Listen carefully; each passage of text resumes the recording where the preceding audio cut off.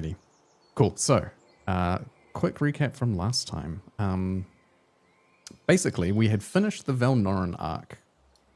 The liberation of the city had completed, and you had just spent a few days having some downtime. Kai went and spent some time with the clerics, helping to train them and trying to teach them in the ways of Saluna. Rio, I believe, you went and did a bit of magic to help enrich the surrounding farmlands. Erendor went around and did a bit of investigation to see if he could track down any of the ravens in the city, but found that their nest had been deserted. Somehow, potentially, they had been driven out by the Empire or someone else earlier. And Berberus went to search around for some of the any information around the Red Priests, but didn't come up with too much other than what the prisoners had already said. And so while this downtime was happening, you were essentially just chilling and waiting until you could depart with the Moorbreakers, who were going to be leaving in a few days, 5 days or so, to go down to Valmerial and try to help out with Talus and the rebellion that they will be looking to start there. On your way out, on the day of leaving, the advisor to the king of Valnoran, Ayana, the mage who had been helping out with a bunch of stuff throughout the time that you'd spent in Valnoran, she stopped you and asked to have a bit of a secluded chat. She wanted to get some more information from you around the Red Priests. She revealed that she had held back some info when you were talking earlier. Essentially, she gave up a bit of info that she knows more about the Red Priests than she'd let on, and she wants you guys to help her uncover some information. In response to that, you suggested, well, we've got the head of one of these Red Priests. Why don't we talk to its spirit? Because maybe it can just tell us some stuff. And she was like, okay, yeah, fine, that sounds great. And she let you into her tower. Within her tower, you did the ritual and you started speaking to the body, and you got a bunch of answers. Well, speaking to the head, I guess. So you found out that the Red Priests were working for the Empress of the Empire. They weren't exactly specific around that, but just you get the impression that they were working for the Empress. You learned that their base of operations was in Valferia, which is the giant volcano in the center of the Silver Mountains in the middle of the continent. She told you that their weakness would be knowledge. And you also, I believe Berberus asked, well, who does the Empress serve? And she revealed that it was Karazoth, the Crimson Shadow. And at this, Ayana changed her impression quite a lot. Having revealed a lot of information, she revealed herself as an ancient elf who had been working to disrupt and uncover secrets about the Empire. At one point in the conversation, Rio showed her his ring, which has a signet on it. She promptly freaked the fuck out and used telekinesis and trapped Rio and essentially accused him of something, treason or something along those lines, and she teleported the rest of you away so that she could discuss with Rio specifically. Rio was able to convince her, though, of his honesty, and she said that the signet indicates that Rio may potentially be one of the last living members of the royal family of her people. In order to confirm this, she said, we need to go, and she teleported you all to across the continent, to the across the Erevan Strait, to the elven city of Ifulmara. When traveling across the city, you discover that there have been wards placed on the city that will inflict this terrible sort of psychic pain in everyone's mind, so as to stop unwelcome people from coming and settling the city while the elves had left. And as evidence of this, you saw that there were bodies of Imperial soldiers who apparently had come to try and investigate or settle, but died. The elves among you didn't get affected, and I think a couple of you shapeshifted into non-human forms, and you also were not affected. But we hurried on through, across the city to a large central building, within which there was this big dais that had the same signet of Rio's ring on it and a little slot in the very center. Upon placing the ring into the slot, it spun up sort of like an engine. Magical sigils and lights started whirling up all around the walls until eventually a tear opened up in reality itself, revealing a brand new landscape on the other side. You walked on through and you left the material plane behind, arriving in a very bright and vibrant forest, giant trees with flora that's sort of candy floss like, all sorts of strange animals jumping around, and kind of weird, trippy, physics-based confusions, like when you were, you might walk up a hill, but halfway up you realize you're actually walking down it now, somehow. And so that's basically where we're going to pick up. So yeah, I looking around, I guess, it is a vast contrast to anything you've been used to. It's sort of a sensory overload. The woods that you're in at the moment, so you are in the woods. It's sort of got this perpetual like glow of golden hour. The shadows themselves sort of are long and soft, and you don't even know what time of day it is. It might not even make sense to ask what the time of the day is, because maybe it's like this forever. The vegetation is just huge, so trees kind of are impossibly large, and they're not just greens. You've got your pinks and oranges. Some trees appear to be glowing, and the undergrowth, all sorts of like big mushrooms and strange looking plants that maybe expand and then contract and give pulses of light. Some might be puffing clouds of smoke or fumes. There's a really strong smell of vanilla and cinnamon that's just sort of emanating everywhere throughout the forest here. And the ground is quite soft when you stand on it. Like it's not necessarily just vegetation, like it's not moss or leaves. It feels like you're walking on solid earth, but sort of springy.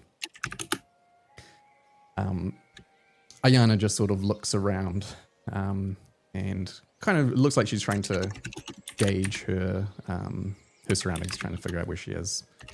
And you hear her say, well, it's a little bit unfortunate. We're a bit further away than I was hoping, but that's fine. You're brand new to this, I suppose, Rio, so I think you've done pretty well. I would imagine, based on where we are, I think we're possibly a day or so away from our destination, from our city. Not too bad. You could have landed us in a much worse spot, to be honest. I believe we are in the Gossamer Woods, which is fairly nice, as you can see. Well, I guess we'd better get going then. We will most likely have to spend a night out here, but we should be fine. We better get going. I'm sure the lot of you have many questions to ask, and so now that we are away from danger and potential prying eyes, feel free to ask any questions that you may have as we start traveling. But other than that, let us go. And she will turn and start to head away, with the rest of you hopefully following. Does anyone have any questions for Ayana?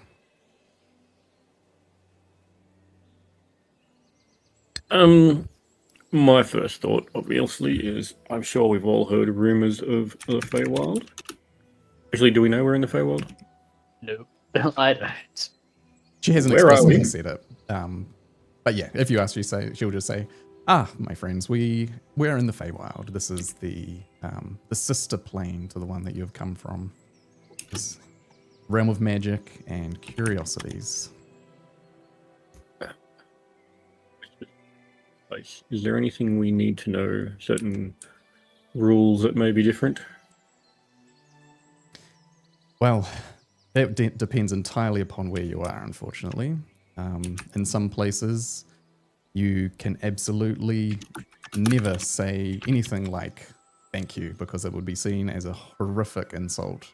And in other places, the best thing you could do would be to be as violent and aggressive as possible. Fortunately, there is no clear dictations of the right way to do anything in here. But if we stick together, stick by me, we should be fine. So, we're in the Gossamer Woods, you say. Is there anything we need to be careful of? The Gossamer Woods can be tricksy, but for the most part, it's harmless. Harmless to you, I suppose, since you're this high mage of sorts. We're a lot different than you. Yeah, there are no dangerous creatures here. They if we go further and deeper into the into one of the other ports, then potentially there may be more risk. But here, the worst you could find are just some tricksy, pesky little things. But not to worry. Oh, and like, look here, and she sort of like leans down, and two big mushrooms just like sitting in the ground in front of her, and she just like leans over them and says, "Shoo, get out of the way." And she sort of like stomps her feet a bit, and they just sort of boom, boom, and they pop up, and you see they've got little bodies that just sort of pop up out of the ground, tiny little legs, and they just like turn and just run off in different directions. One of them's got a big red cap, the other one's got a green one. See some fumes starting to come off the red cap. Can someone roll a perception check for me? Perception check or a history check, either of these. Was about to say Hmm. that's not the first time we've seen mushroom men. I'm gonna say, I think I tried to communicate with some way back with the Perception, you said? spider lady. Yeah, they with a 22 history check, Donda, you definitely recall they look exactly like the ones that you found back in the lair of Nelfandris the Banished. Little fungrels.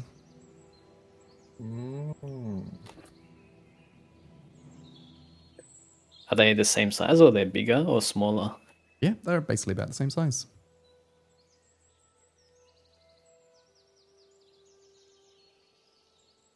I think Ayana sort of maybe picks up that you recognize them or something, and she just kind of cocks her head a little bit. You recognize these? Have you seen them before? Yeah, they fed me some mushroom a few months ago. We were in a mine. How interesting. They're nice little fellows. Can be a little bit of a pain in the butt, but back on Atlantis, do you mean? Come again, Olandis? I know Atlantis we is are the name of the world. Valtora. I know Valtora. I don't know anything else about the world. Kai definitely knows. Atlantis is the name of the world. Valtora is the continent. Right, I need to write that down. Yeah. She just says, very curious. I'll be interested to hear where that is. It sounds like you may have stumbled upon a Fey circle. If there were fungrels living there, then there must be a Fey circle that allows natural transport between the realms. Maybe we didn't come across it, but there was a whole community underground. It was kind of beautiful, like luminescent, bioluminescent. Wonderful.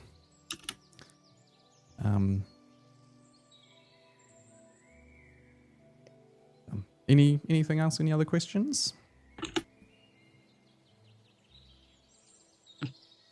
I don't have any questions, but I look to see Dondar and Erendor. How badly are they after the How badly do they look? I'm below half. Oh, okay. I'm feeling a bit hurt. All right. Let me patch you up, and I'm gonna starry form into my chalice mode as we're walking, and I will give you some healing. So when you say you're feeling half the man you are, I need to give you some pretty strong healing. Hey. Yeah. I'm 47 out of 71 now. All right. Let me give you some cure wounds. That's let's give you both Donda and yourself a 4th level cure wounds and see how much healing I can give. Oh. 4th level. All right, let me roll this one. Oh. Lucky one. You get 42, and then let me give Donda. How bad are you? I have lost 10 hit points. Oh, I can patch you up easy. I don't have to do something major. That's nice and easy.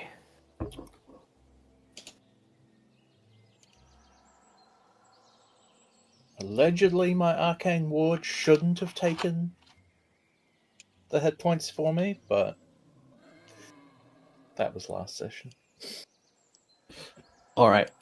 Yeah, I think I patched you up the best I can for now. How do you feel? Practically new. Good to know. Good to know. As you, No longer. sorry, Kiwi? No longer bleeding, allegedly. As your styrofoam sort of shines out, and obviously this is sort of all happening as you're walking. You see Ayana is up ahead. She's currently got like a small little bird that's just sort of resting on her hand that she's just sort of chirping to. The bird's chirping back. As your styrofoam sort of shines out, you notice like a nearby tree sort of almost like leans in response, and it sort of like starts to pulse and glow, and then it will lean back again. And as you start taking a few more steps, you see mushrooms do a similar thing. They sort of expand and bloom a bit and then contract again. Everything's sort of reactive and responsive. Okay, roll a perception check for me.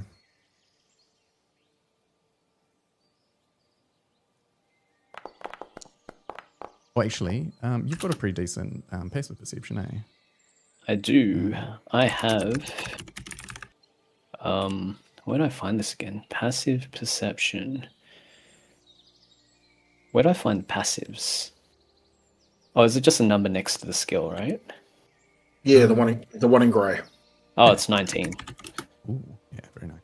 I think you would see, as we're sort of starting to walk now and travel along, maybe you look over your shoulder and you see the plants that are interacting. You see like a little flutter of wings, and you see like a leaf just sort of bend as if something like touched it or landed on or something. And just peeking over the top of this fairly large leaf, maybe the leaf is like the size of your hand. You see a little head, what appears to be a little girl's head, and a couple of wings flapping behind her, and big bright eyes. She's just staring in wonder at you, and you see she lifts up her hand and just waves at you.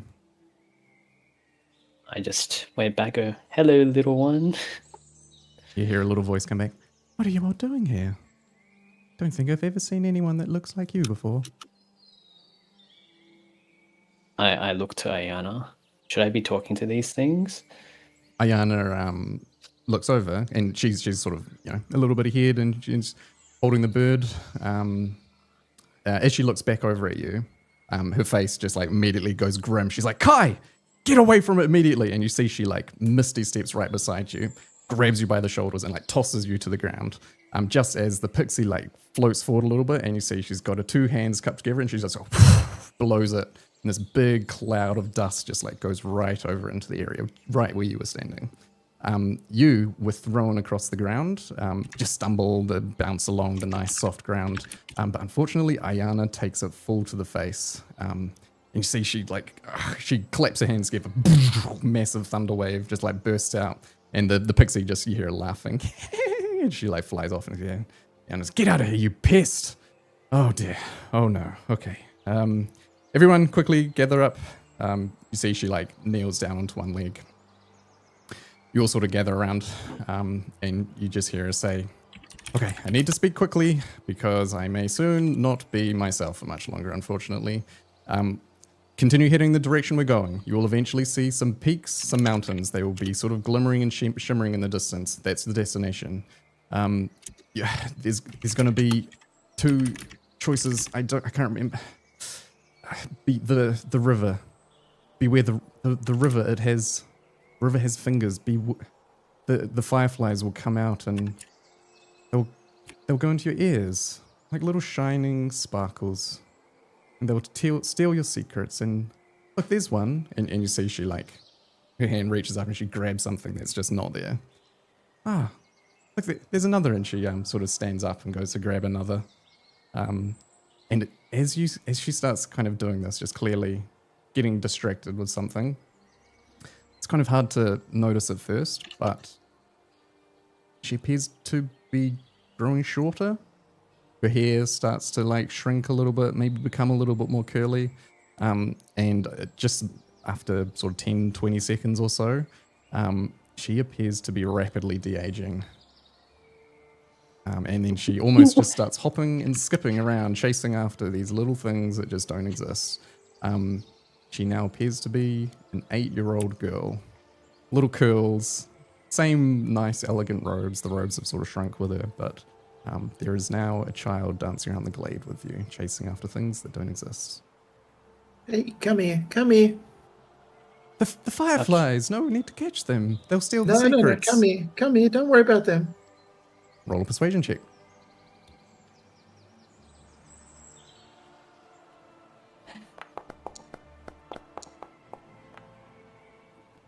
She just keeps dancing around. I'm just watching. You see, she starts like sort of jumping and trying to like reach even higher. And the ground that's sort of soft and spongy. You notice she's like bouncing on it, and almost like a trampoline. She's just sort of jumping on the ground, trying to reach up and clap her hands together every now and then. I'll pull out my little smoking pipe and blow through it and puff out a little owl, little spin around her, and then fly back towards us. You see, her eyes immediately notice it, and she goes, "Oh, incredible! Look at that! It's a dragon!" And she starts chasing after the smoky owl that's heading towards you. I mean, obviously it's not a dragon, but she sees something, and yeah, she just sort of like starts hopping and running back in the direction towards you of the smoke. Anyone able to dispel magic or mind control effects? I'll look at Kai and Dondar. Dispel magic. I can detect. Or mind control effects, or anything that fucks with people's heads. Bum, bum, bum. I mean, we can all do that. Should we? Or should we watch it play out? I know. No, What do you we think, need it. We Dondar? need her. Counter spell? It wasn't a spell, and it's no spell being cast. Dispel magic we need. I have that, but it is not a ritual and it is not prepared. Me neither. Yes, I've not prepared this. All I've got is I have lesser restoration, but that's I can give it a go. I'm just gonna go, Ayana, little girl. What's she doing? If the owl is still sort of floating around, I think she's just chasing it around circles around Berberus. I'll just fly it directly at Kai. Yeah, she chases All it right. over to you. I'm gonna kneel down and place my hand on her shoulder, and I'm gonna utter an incantation, and I try and cast lesser restoration on her and see if anything happens. Yeah. You reach your hands out. Your nice glow appears again, and again the flora around you starts to react. Her eyes go wide as she sees you do this, and your magic's starting to flow through into her. And after a few seconds, she says, "Look, I can do that too." And she puts her hands onto you, and thunder wave, you go bursting back like 10 feet across the ground. You take like, I think thunder wave's like 2d8 or something, right? 1d8? At this level, it's probably 1d8. Oh, there you go. Easy. You take like 5 damage. 5 damage, okay. plus any modification Like- or something like that. Actually, I don't think thunder Right. wave has a mod, so you just take 1 damage. But you do go flying across the ground. And she just starts giggling at this as it's seeing you go flying. And then she goes hopping around again, trying to grab this very difficult dragon. Right. I'll keep Did it flying around, just changing the odd shape.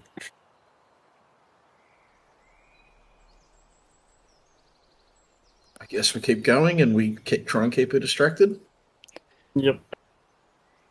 How about I'm thinking if I transform into a giant stag, I can just let her ride on my back so she won't run around. Would that be a bit easier? For an hour at least. How old does she look? He's about Like 8. How many kids do you know that's still? on a giant stag. I don't know. It's pretty cool. Pretty dang cool. For an hour. Yeah. Now we can For travel. like 4 minutes. Shall we see? Shall we give it a go? You can give it a go if you want. I'm gonna spin the smoke up and out, and summon the familiar, obviously. All right. I am gonna get up next to teen, or is she a teen? She's not even a teen yet. Young Ayana, and I'm gonna wild shape into a giant stag. A silver stag. Yeah. How do I share this? You know what I mean. Yeah. Sorry. And I'm gonna try and get her to sit on my back for an hour. Yeah, I mean, so you can sort of like kneel down in front of her, so it's easier for her to reach, and maybe the owl goes up and floats around the stag's head. She will just like run over, and she's, I think, immediately fascinated by this new creature that has joined the group, and she starts sort of like patting your sides and like brushing the hair in the opposite direction that it's supposed to go. And she just like giggles at that a bit as you bristle or something in response to that uncomfortable feeling. Eventually, like trying to catch the owl, she'll jump up onto your back and just like. And I'll stand up quickly. Yeah, she goes, oh, and it's go fast, go faster. And she like grabs a big chunk of your mane.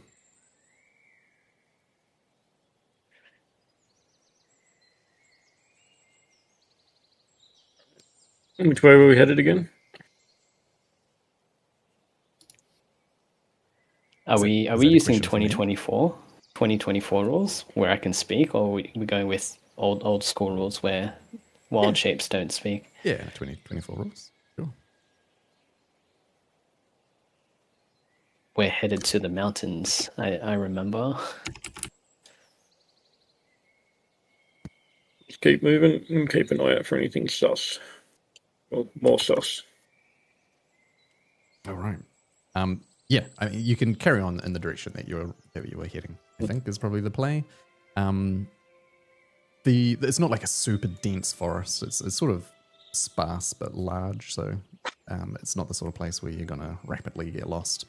After a little while, you come to a little clearing. There's like a bit of a, there's a small pond with a tiny little island in the center of it, and there's like a stump of a tree just there's sitting on the middle of this island. It seems to be glowing a little bit. There's little specks of bay light just sort of shimmering in the air above it. Carry on past it.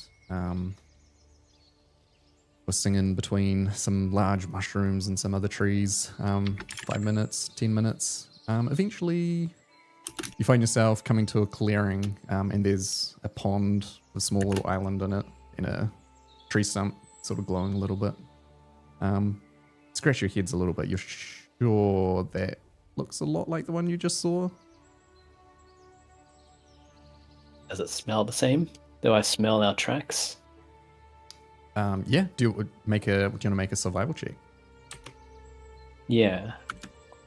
So I can use my own thingies.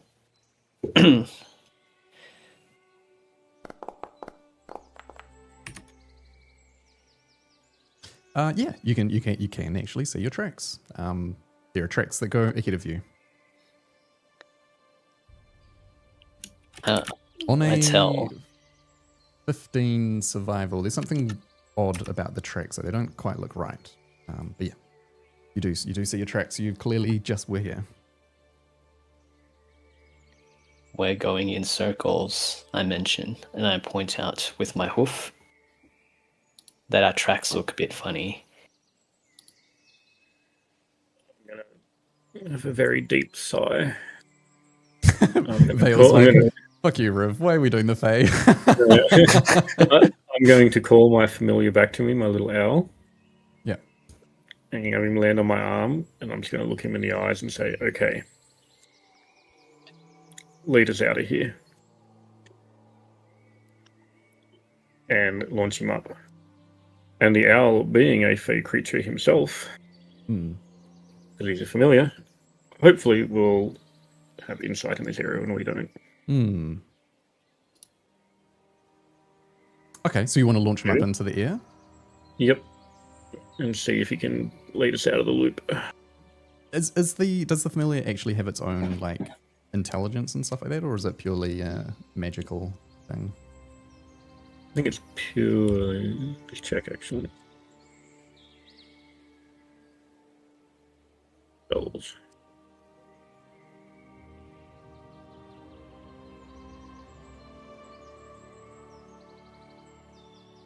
I'll link that without casting it. Yeah.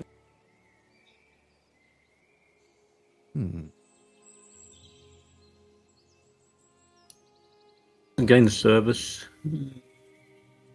Statistics. Acts independently but obeys your commands. Familiar has the statistics of the chosen form. So what's the stats on an owl? Well, I guess what I'm thinking is, A wisdom of 12. What I'm sort of thinking is like, is it a magical spirit that is created, or is it like actually a creature from the Fae realm that you just sort of summon that appears? Well, it's either Fae or celestial thing. It says a spirit that takes the form of an animal. So I'm reading the first line. Yeah. Okay. Anyway, so let's say if he flies up and you can look through his eyes. The owl looks around and you can see the forest looks fairly normal. You look ahead and you can see the path through. And actually, as the owl flies up and you look through its eyes, you do see off in the distance towering mountains that scrape the very sky itself.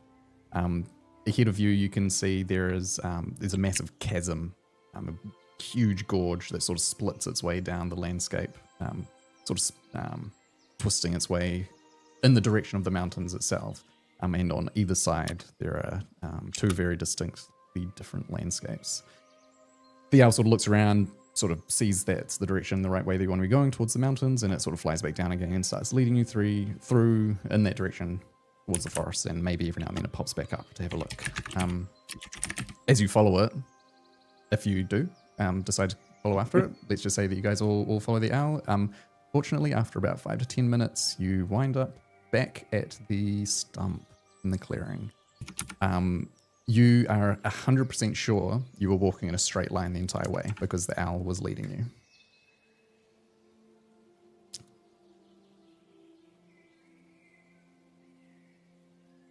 Well, that didn't work. But now you can see 2 sets of tracks in the ground. Why don't we make camp and you guys can fix her up in the morning? Sure. Has it been over an hour? Because I'm gonna. No, I don't think so. Okay.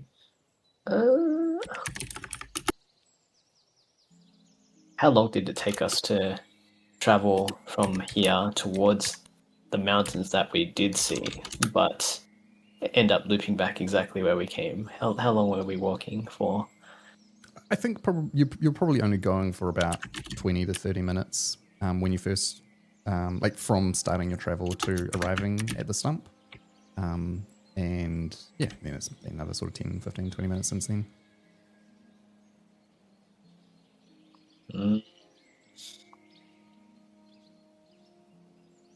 Yeah, there's something, you get the feeling there's something you need to look for. Like there were the tracks that looked odd.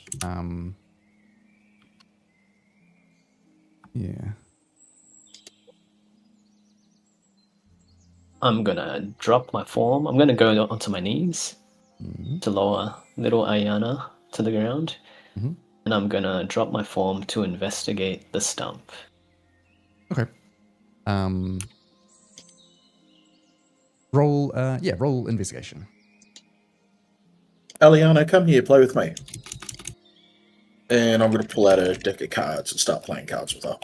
Oh, Start nice. trying to play a game of cards with her. I'm gonna recruit Erendor because I know he finds stuff really, really well. Come help me check out this stump. We've come past it so many times, and it just like something weird about it. It kind of glows a little bit. So I'm gonna help Erendor investigate. Alrighty. Roll investigation with advantage, Erendor. I am staring suspiciously at everything around us with a scowl on my face. Awesome. 21. Do you have is that reliable talent has already been applied? Perfecto. Yep. Mr. over here can never roll less than a 20 on investigation. Incredible. Less than a 21. 21 is the lowest I can roll. Yeah. Cool. So there's a small little pond and island, like, you know, it's not really an island. It's just sort of the stump is sitting on a bit of land, bit of a hillock out there or something. When you're going over to look at it, what sort of thing do you think you're going to look for? Will you cross over the pond to the stump, or are you going to check it out from a distance, or anything else? Is the water murky or is it crystal clear? It seems like normal water, nice and clear. Just like you can see stones, a bit of earth on the bottom. Is it funky colored? Is it normal water, or does it look? Is it tinted with some color? No, it looks like normal water. Roll a perception check.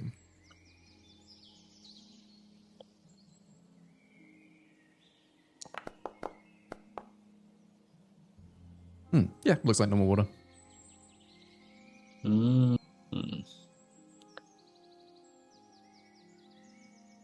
So there's, from here across the water, there's a small little island in the middle of this lake of sorts.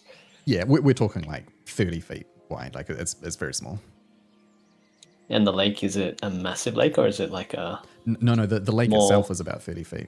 Like you could very easily toss a stone across. Pond. Yeah, so it's just a little pond. Yeah. Oh, it's a pond, right? Okay. Yeah. Can we see anything from here on the island? No, I don't From think here, so. or I Just can't see. just a bit of grass on it. Just seems to just be the stump there. There's another stump on the island. No, just the one. Sorry. Yeah. Oh, okay, so I'm so confused. So Erendor, as part of your investigation, what do you think you're doing to check it out? I'm going to do a lap of the pond, and I'm going to see if there's any way I can get to that little island without having to get my feet wet. Yeah. I don't like water. Yeah. Fair enough. I think Do you say that out loud? Yep. Because I can make us walk on water, remember? So as you say that, I go, you know what? I'll start casting the ritual. Walk on water. I'm going to spend 10 minutes and start chanting and drawing a circle on the ground. Cast water walk as ritual. Very nice. Rio, you're sitting down, and Ayana has come over to you because she has been fascinated by these cards that you've been pulling out. And you start playing like a simple game, and you immediately notice yourself getting absolutely demolished at whatever game you choose. She's like intently, tiny little eyebrows are all scrunched up as she's like focusing on the cards in front of her. And you think that you've got like a good hand, and you think you play the cards in the right sequence, and she just somehow has like the best possible combination of of moves and decisions. I just let it happen. Yeah. Okay. Cool. You cast Water Walk, and you start walking across the water. On a 21 investigation, as you're sort of doing this, you notice as you start walking along the water, when you step on water, step into water or drop a stone in the water, ripples will like form and sort of flow outwards, right?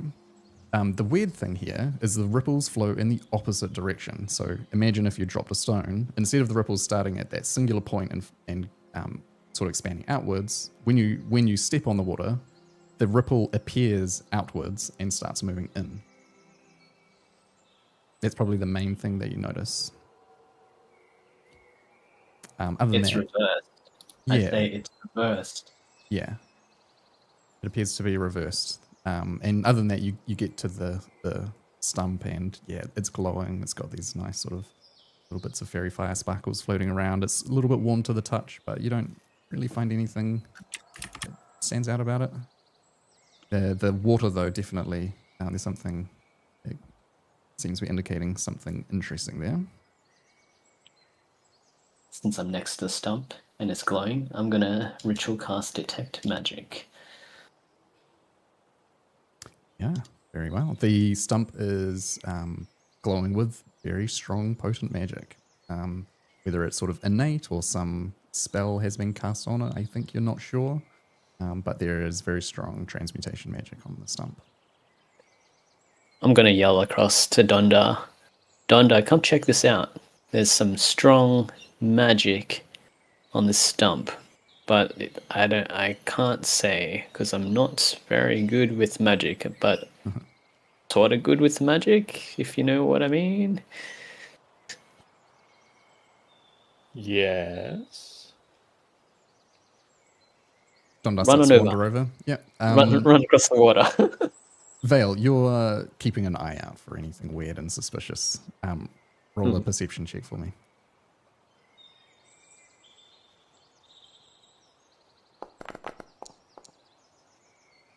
Ah, very good. You see a little flutter of wings, and you look up into a nearby tree. There's another small girl just sort of like looking down at you. She's quite far away now, though. Possibly it's the same one, or maybe it's a different one, but looks a bit spooked. And She looks spooked. yeah, she What's looks how far she away? looks a bit spooked. Much further away than the last one. On a 16, I think what you notice is so she's sort of fluttered into the clearing and sort of watching you guys a little bit. And while the rest of them are sort of doing their investigation, you see she jumps back off the branch and fluttering her wings, she just flies backwards, back out of the clearing. I let out a sharp whistle. And just yell out, one of those creepy little flyers was here and they were quite scared. If they're scared here, there's something to be scared of. Back it up. I should just want to be quite careful and specific. So spooked in the sense that, like, you know, weird people. Oh. Possibly she saw what had happened. It's not like terror or fear. Okay, yeah. More just she looks a lot more nervous than before. And when I say flying backwards, I mean actually backwards. So like she's facing you and she's just her back. She's just flying backwards. Okay. Yeah. And you see she just disappears off into the trees. I'll just let out the whistle and say, company. Might be back. Whatever you're doing, do it quick. Yep, Donda. What do you see, Donda? I inspect the stump. Okay. Roll an Arcana check.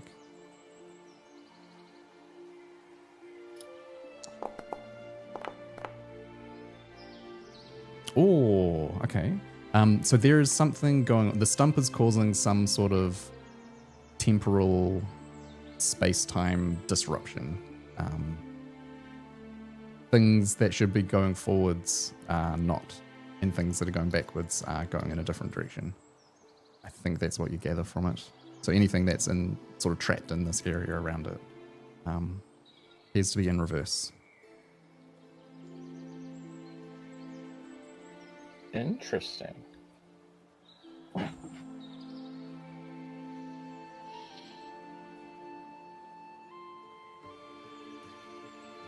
You're so smart, Donda. That makes sense. As I was walking across the water, my ripples were coming from the outer ripples were coming towards my foot instead. So I guess the way we came in, we might have to do it backwards?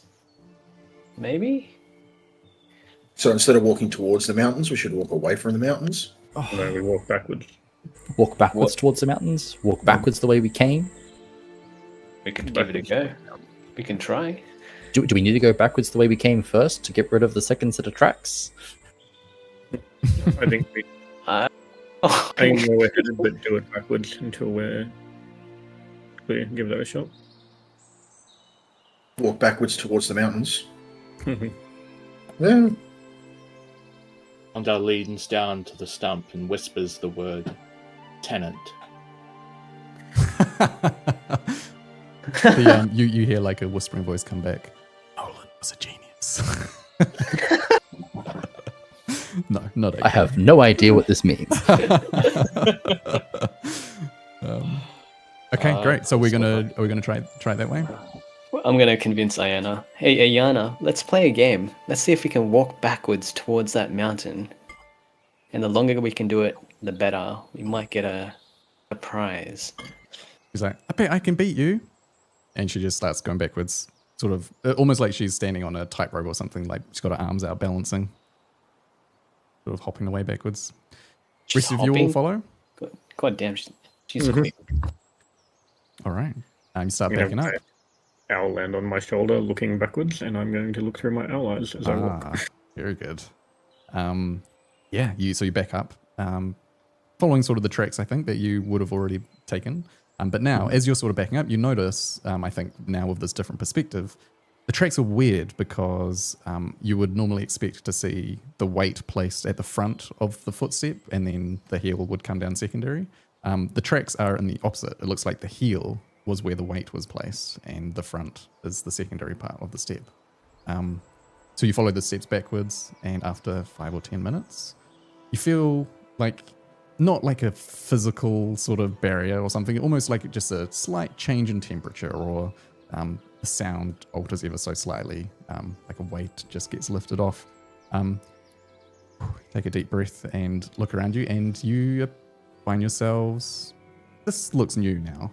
Yeah, this looks new. These are new trees. This is. I think you're definitely okay. I think you're heading in the right direction again. You look around. You now see the mountains through the trees, a bit closer than before. I think you feel like you were able to get away from the Mobius thicket. That was so strange. I go, good job, Ayana. I pat her on the head, and I click my finger, and I summon my familiar, which is a bat this time. And I let it rest on her head.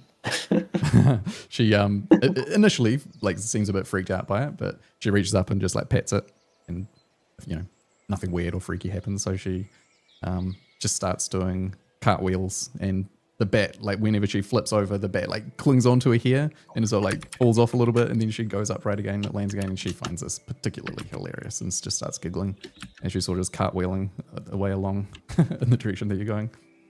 I just yell, be gentle. Her name is Pepper. You can play with her for today. She's she tiny little girl, man. She's racing off. Okay, cool. After a little bit of time goes by, a little bit more travel, maybe an hour or two, you find yourselves, you come to this massive chasm that Berberis had seen before. So deep gorge, hundreds of feet wide, looking down the length of it, so it's like carving away from you, like directly in the direction of the mountains. On either side of the chasm, there are two very distinct looking landscapes. On one side, you can see big, sort of dark looking trees, quite a lot of like, it looks like color is sort of being leached from them, so they're like a very dark grayish sort of green color, and there's sort of like vines and brambles hanging down from the ones that you can see sort of nearby, and off in the other direction. So that's often to your left.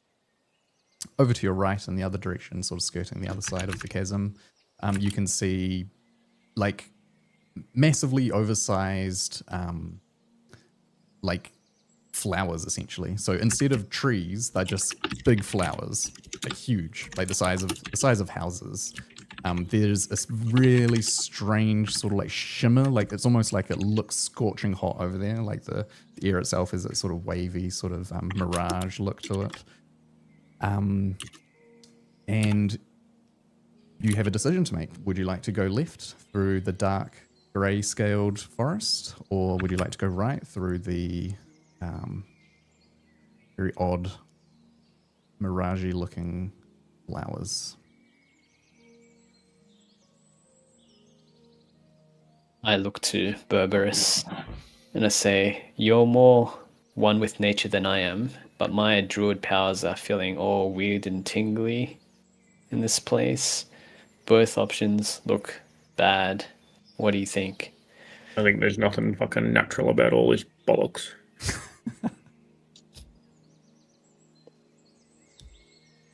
Yeah, personally, I point to the grey woods and said, at least that one's semi-honest about his bullshit. What does everyone else think? Rio, you've been in the dark woods. Come across anything like this before? This is nothing like the Darkwood. In the Darkwood, everything just wants to fucking kill you. It's simple. I feel like we're in the same scenario. But everything's obvious that it wants to kill you there. I would not have picked that pixie to stuff around with us. That was what it did. Yeah, now we're babysitting a little bit. Come on, Prince Pointy, pick away. Give him a dirty look.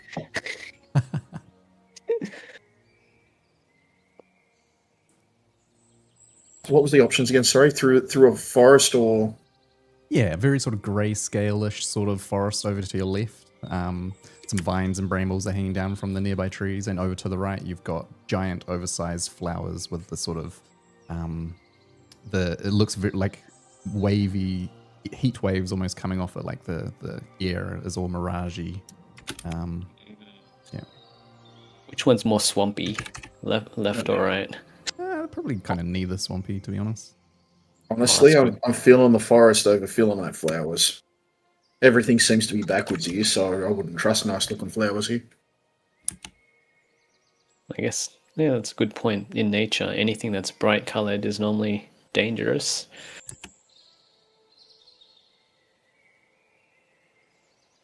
All right. You want to... What do you see, Arendor? Look, it's nothing like any forest I've ever seen, so I'd rather go with the one that looks bad and expect it to be bad. I get your logic. Instead of it being looking good, and then it ends up being bad, right? Exactly. And that's what I'm thinking as well. All right. We pick left. Do you want to do any sort of like prep here, rest for the evening here, maybe? From the looks of things, it's probably going to be, yeah. If you were to go now, you would probably want to be camping in the forest at some point, or you could rest here and start early in the morning. Just a quick question: during our travels, has the daylight changed at all? Only now that you've got here to the chasm. When you were in the Gossamer Woods, it was very, very consistent golden hour glow the entire time. Now that you've come here, it's sort of like the glow dissipates. It's almost like breathing fresh air or something. The much more sort of normal, realistic lighting, but you can look in either direction, and it looks like over to your left, it's sort of grayish and darkish, and over to your right, it's very like cloying and heated glow. Yeah. Do I see any suns if I look into the sky, or is it got too much tree cover? I mean, no, definitely not too much tree cover, because you're sort of like out in the open now, I think, at the edge of this big chasm, with the Gossamer Woods behind you. Do you see suns? I don't think so. No, you do see, like I mentioned last time, like there are just big like bands of light, almost like the aurora, which is just carving its way through the sky. Sometimes there's like a big like purple one will just like blast over and then disappear, and maybe a green one starts to grow from the left. It's very, very alien looking sky.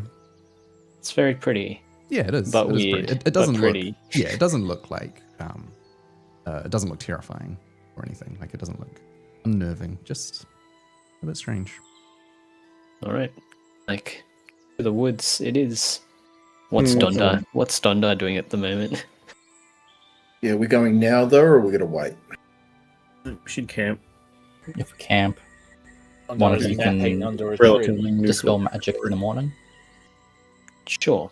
I'm gonna try and prepare that tonight, and if we're gonna camp If here, we're lucky, then it'll. let's find a good spot to camp. Anyone good with camping outdoors to find a good spot? I think it's all fairly. There used to be someone. This is Okay, not natural yeah. terrain where it generates natural safe spaces. This is just fucked up magic land. All right.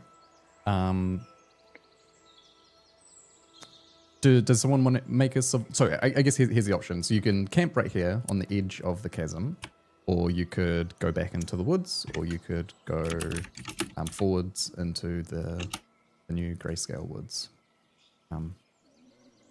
I think you sort of look around out in the open here.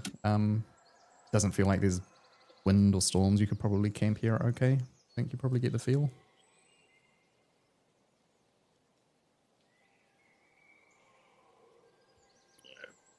I'd rather go for neutral ground for camping. We go back, we're into some bullshit. We go forward, we're into some bullshit. So Here we You're- might end up with extra bullshit, but at least we're between it. Yeah, I agree with Berberus here. We should probably camp here. all right.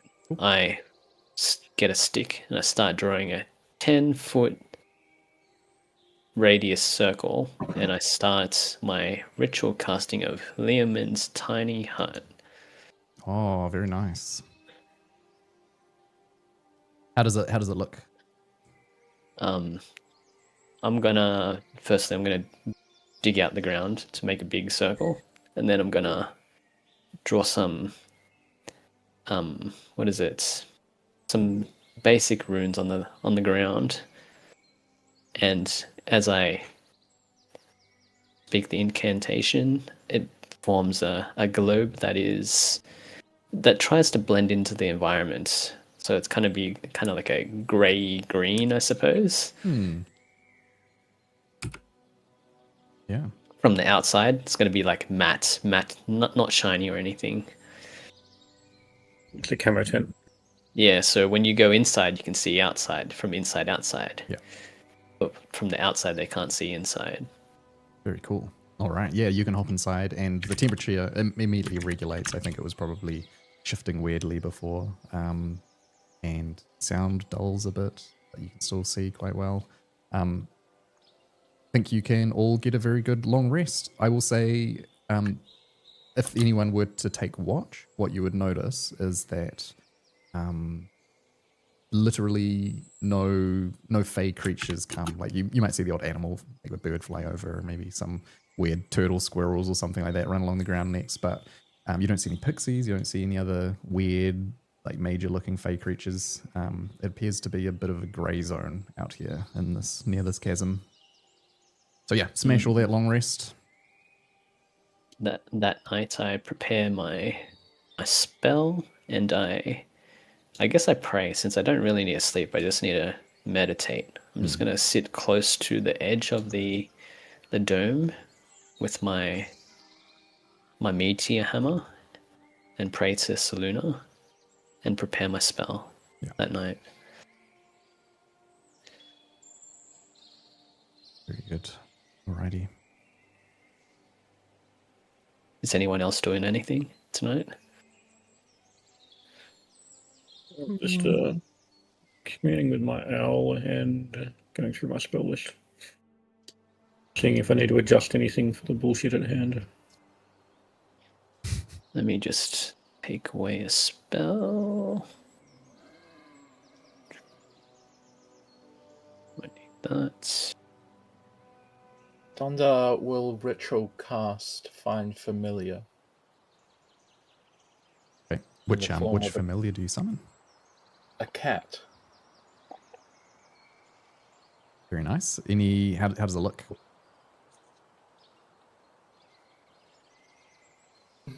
With its eyes.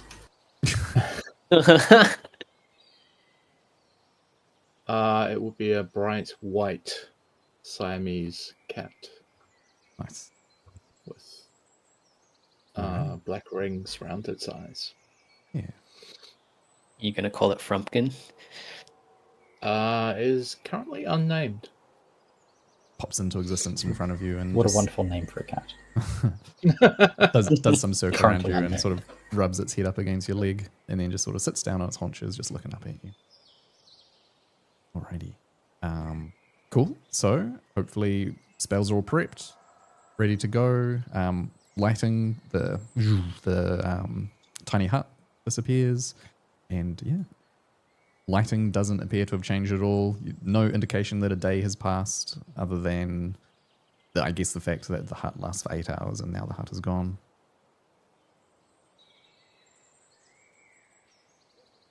So, what are we doing now? Shall we head into the woods? That night I would have could I have fed everybody good berries? I would have just burned 2 level 1 spells, so I've got 20 good berries. Yeah, absolutely. Yeah. Yeah. For like, so people can just have a bit of nourishment. Yeah, or they can just eat without having to prep any food. Yeah.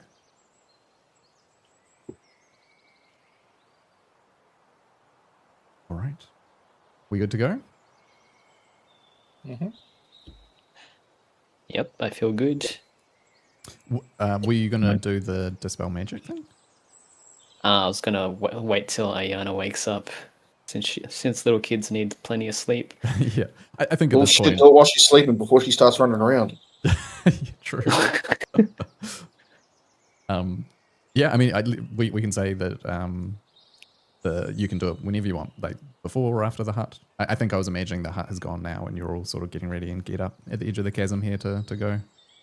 Yeah, I just kneel down to Ayana and I go, is she still a little girl? Is she still young? Yeah, she is. Wow, that pixie magic is insane. All right, let's try this. I will try and dispel the magic. Are you doing this while The she's guidance- asleep or after she's woken up? Just before she wakes up. Okay, cool. So I just do you want to do like a stealth check? See how, if you wake her up accidentally. all right. We could do a sleight of hand if you want. They're the same. They're the same. Oh no! You trip and land on her. I just like accidentally tap her on the head as I Yeah. put my hand too hard. Yeah, she sort of wakes up and like rubs her eyes a bit, and she sees that you're getting ready to cast your dispel magic again, and your eyes just like open up, and she's like, "Are we playing the game again?" And you see she gets her hands ready as well to start casting as well. No, sweetie. He's trying to help you. I go, just 1 second, and I quickly mutter the incantation. Yeah. And You And cast I dispel cast- magic. you dispel magic. You feel it like cling into her body, roll all the way over her.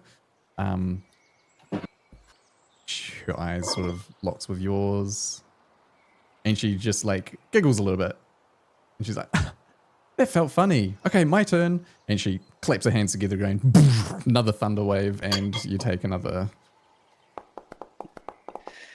2 damage, and you go flying back 10 feet again. And she just laughs, stands up, Man, does a little handstand, and she's like, let's go, I want to see the red caps. Maybe we can The get red lucky and see some boggles. I have no idea what she's talking about. In character, I don't know if I do. Out of character, I definitely do. Alrighty, we start to head towards the woods. Yeah. You get to the edge of it and you see the trees are a bit gnarled, a bit more brambly than the ones that you've come from. Let me switch on the ambience.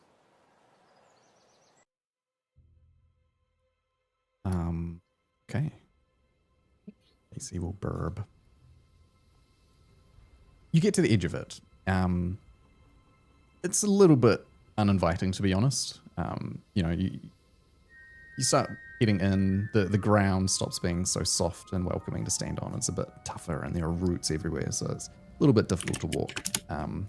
As you sort of like, move around behind a tree, your shoulder scratches up against a bit of bramble that's there, and as it scratches you, it kind of like winds up and curls away from you as if it has a mind of its own.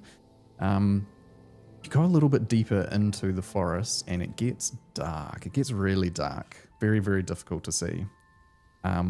The other thing you notice as well is that basically all color starts to fade. Sort of like the Harkonnen planet on Dune, where someone with a black cloak or something like that walks out into the arena and it immediately just goes grayscale, sort of like that. So if you were wearing a green cloak before, when you get a little bit deeper into the forest, immediately goes this dark shade of gray. Monochromatic. And it gets difficult to walk because of the darkness. You find yourself starting to trip on roots. The brambles start to scratch you up a little bit. It's going to be tough walking. The other strange thing you notice is that some of you have night vision. The night vision doesn't seem to be helping. If anything, the night vision is actually making things a little bit more difficult, because it's sort of screwing with the vision. Like the color fades away, everything goes gray and white, but with your night vision sort of like making things maybe brighter, it just kind of becomes a mess. So those with night vision are also having a pretty tough time here.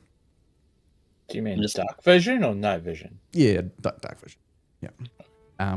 There's sort of like the tiny, there's the tiniest bit of like shadow kind of appearing, but for the most part it's very dark gray, monochromatic, and just a constant cold creeping dread starts to grow over you as you go deeper in. You hear the sound of like crunching under your feet.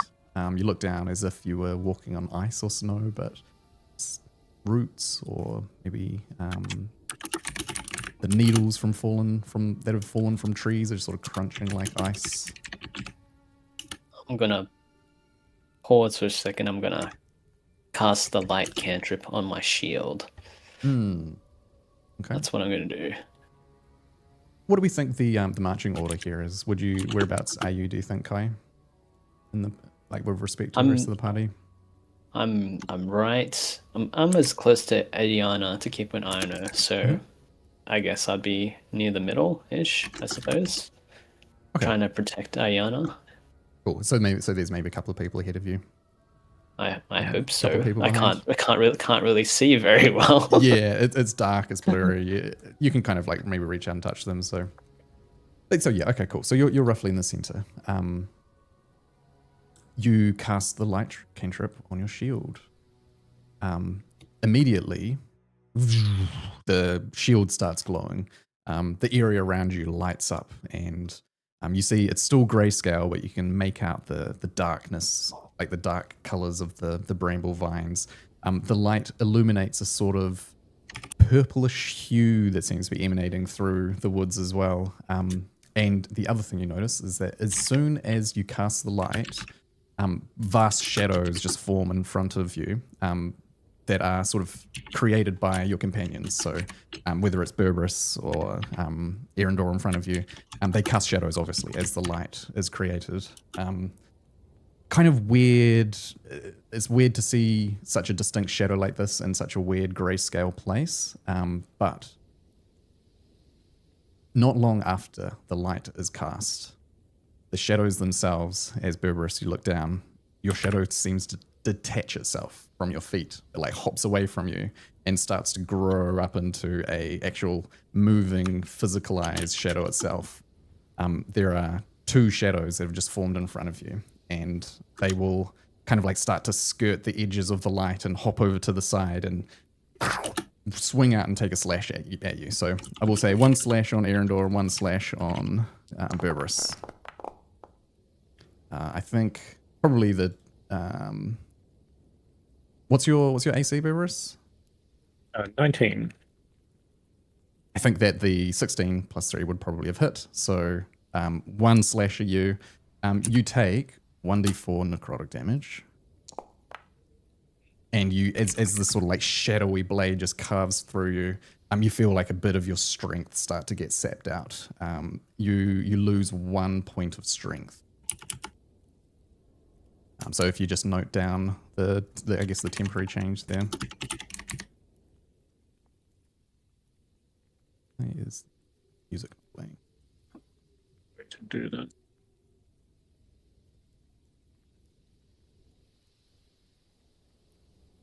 I'll just remember I'm at 7 strength. Yeah.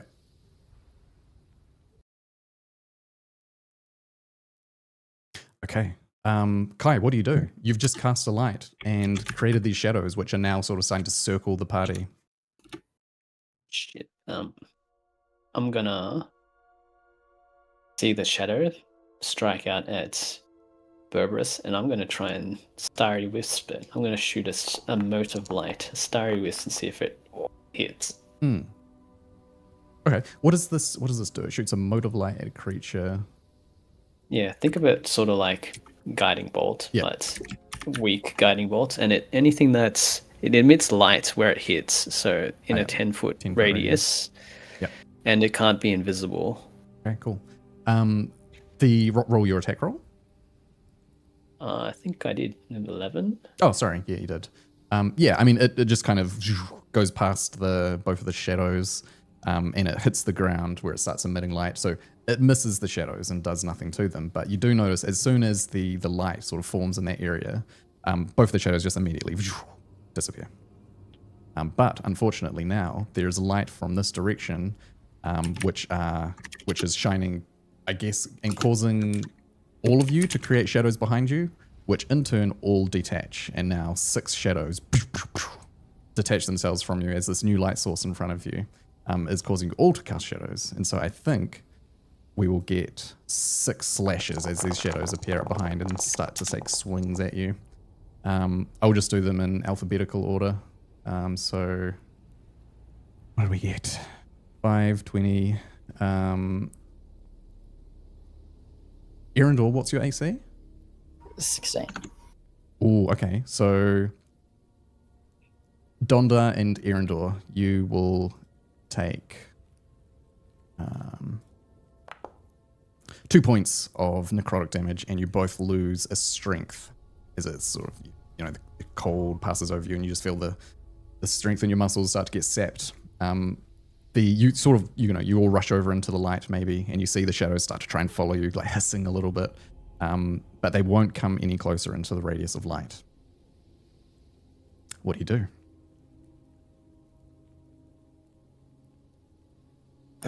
We need to get rid of this light. I don't know if this will work or not, but I'm going to try and snuff out the light source. Yep. You want me to drop my light? If that cantrip? works. I can drop my light cantrip. I think Starry Wisp persists. It doesn't have a duration. It just emits on impact and then fades. Yeah. Hits.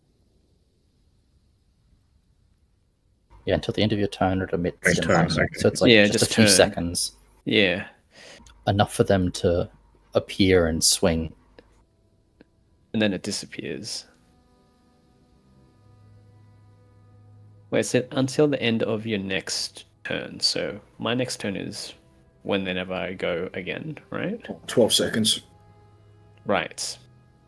During that time, I drop my light cantrip so that darkness comes back. Okay.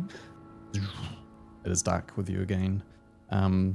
Nearly impossible to see. You do still see the shadows start to move though, and they come towards you. You see them starting to head in your direction now that they are no longer being fended off by the light. What do you do? They're going to get to you in a second, but you have a chance to take some actions. Oh, jeez, do we need the light or we don't need the light? How do we get rid of these things? I don't know.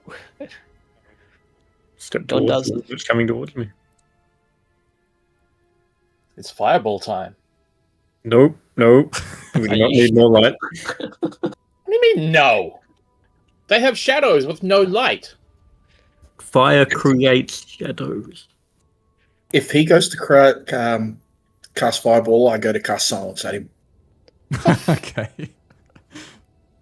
What, you guys tell me? I'm moving towards the shadow that's coming towards me. Yeah. Is each shadow going to an individual person? Seems like it, yeah. Yeah, I'm moving towards the one that's coming to me. They Yeah, need to I'm back here, you little reattach. shit. Yeah, I go sword and board and chase my one down. Okay. You see the shadows starting to come towards you. It looks like they're about to take a swing, but I think you guys can probably take a chance to have an action now. So, Berberus, you swing. Roll your attack. Your staff. Reach out and grab it. Sorry. Reach out and grab it. Okay. Do you have what magical items are you wearing? I have magical staff and magical cape, as well as the grey bag of trinkets. Yeah. Tricks. And the pipe. Your hands unfortunately pass straight through the shadow as it takes a swing on you, but misses as you are now anticipating it. Just and slashes, and you can duck underneath it. Same with you, Rio. Is your sword? Your sword's not magical, eh? Nope. So you swing through the shadow, and it just passes straight through it as it in turn tries to slash you with its claws. And it doesn't do anything. The rest of them are now starting to gather around and get closer to the rest of your party. What do you do? And I thorn whip it. Or I see whichever one that's closest to Berberus, and I try and hit it with a thorn whip. Yeah. Since So it's easily magical, hits. isn't it? Yeah, and Thorn Whip is magical. It like slashes through it, and I think it probably like goes through the first shadow and maybe even the second one as well. 2 shadows disappear as the thorn slashes through them. Well, that works. Magic works. Okay. I cast this on my sword. Ah, very nice. I forgot you had that. I've never used it. Yep. You see Oh, it's a bonus action too. Yep, the rest of the shadows are just starting to come close. You see Ayana is like walking forward, and she's got her arms out as if she wants to like give it a hug or something. Rio, you can just dash forward and couple of quick slashes. Roll a few attack rolls. Roll like 3d20. They've got an AC of 10.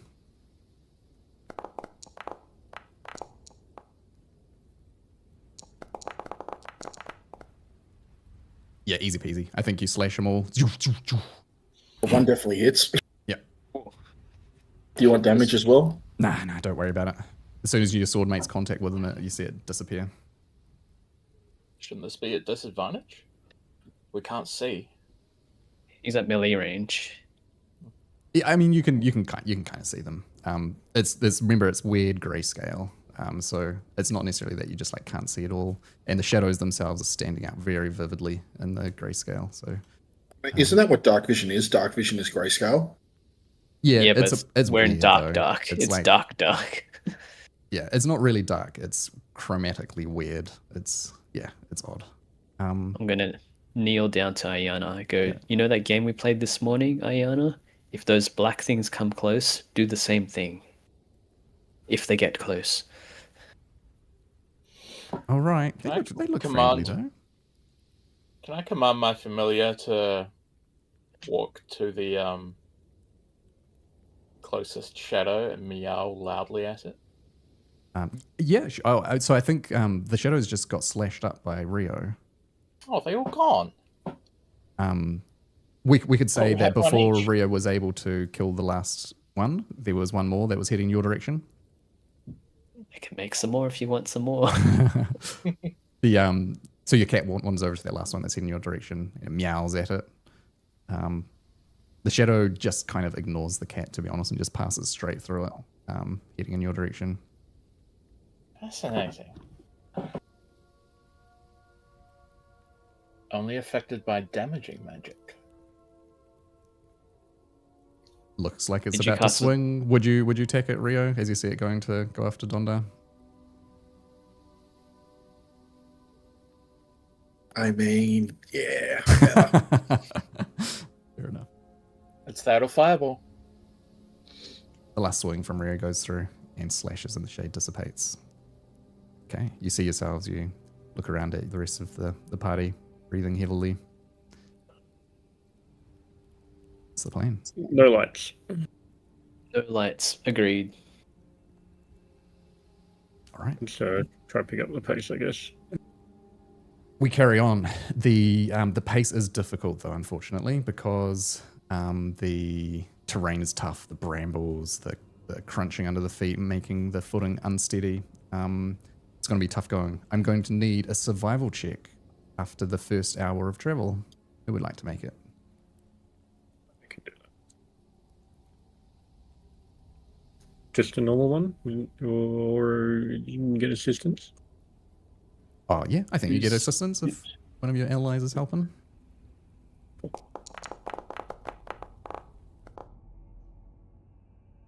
All right, cool. Very good. We managed to make some decent pace.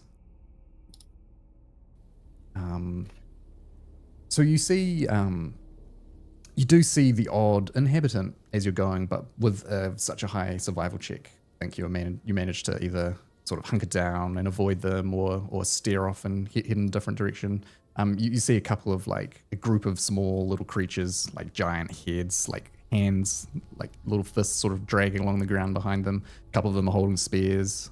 Little group of them that are just sort of like, you know, working on something, digging or doing something. But with a 26 survival, you're able to sort of skirt around them and avoid them. You start to hear weird like whispers in your mind that maybe it's one of your friends saying something to you, but you know, you look over your shoulder and they're just sort of concentrating on what they're doing, and so it kind of been them just in your mind. It's Kai casting message. Talking to everyone. Yeah. But we made decent pace actually, so that is good. For the next leg, the second leg, can I get another survival check?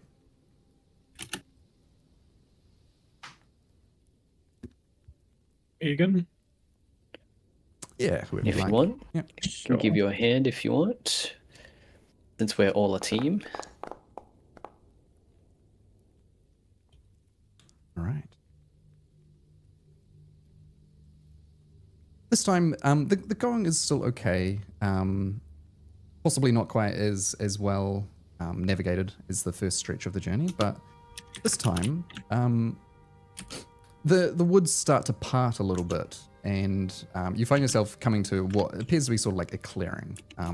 Still weird chromatic grayscale. Kind of hard to see through the trees overhead. Like you can barely make out the sky at all. Actually, you can't make out the sky, to be honest. The branches and the trees are sort of obscuring it. Let me guess. There's a pond and a stump and a little island. Oh no! There is a stump in this clearing. However, it is not glowing. There is no pond. Instead, sitting on and it looks like a petrified stump, blocking the path in front of you across this clearing, is a weird little creature. It almost has goblin-like features, like a long pointed chin, big ears. It's got a top hat on, grey and tattered.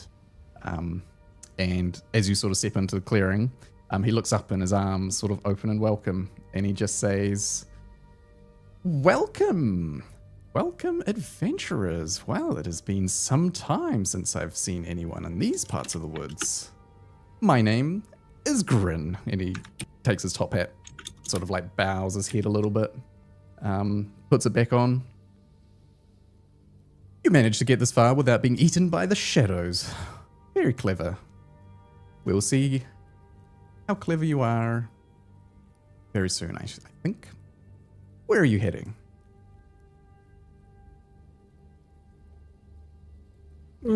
Onwards.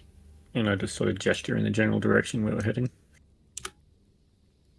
Fair enough. "And you mean to pass through my glade?" He sort of gestures around expansively at his beautiful glade, which is very drab and horrific looking. Oh, we can pass around if it's an issue. Oh, I'm afraid not. There is no leaving now. You must pay the toll. Ooh. And what might that be? The toll of color. The payment is color. If you have something colorful to give me, you may go on your way. You want something colorful? Color is a rare commodity around these parts. pull out the red cloak, the Hand of the Empire cloak. Just hold it up. I don't hand it to him. I just hold it up and just see what his reaction. Yeah. He sort of grabs his belly as he just starts chuckling. Color, I said. And you kind of look at the red cloak. It's not red, right? In here, everything is chromatic. It is just grey, drab cloak. No, there is no color in here like that. Instead, I look for true color, a colorful memory. Which of you have a colorful memory that I can have?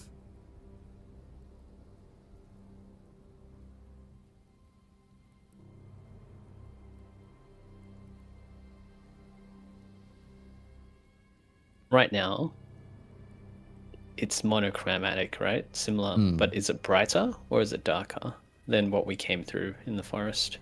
I think it's probably about the same. Maybe slightly lighter, but just because it's a bigger clearing now, less trees.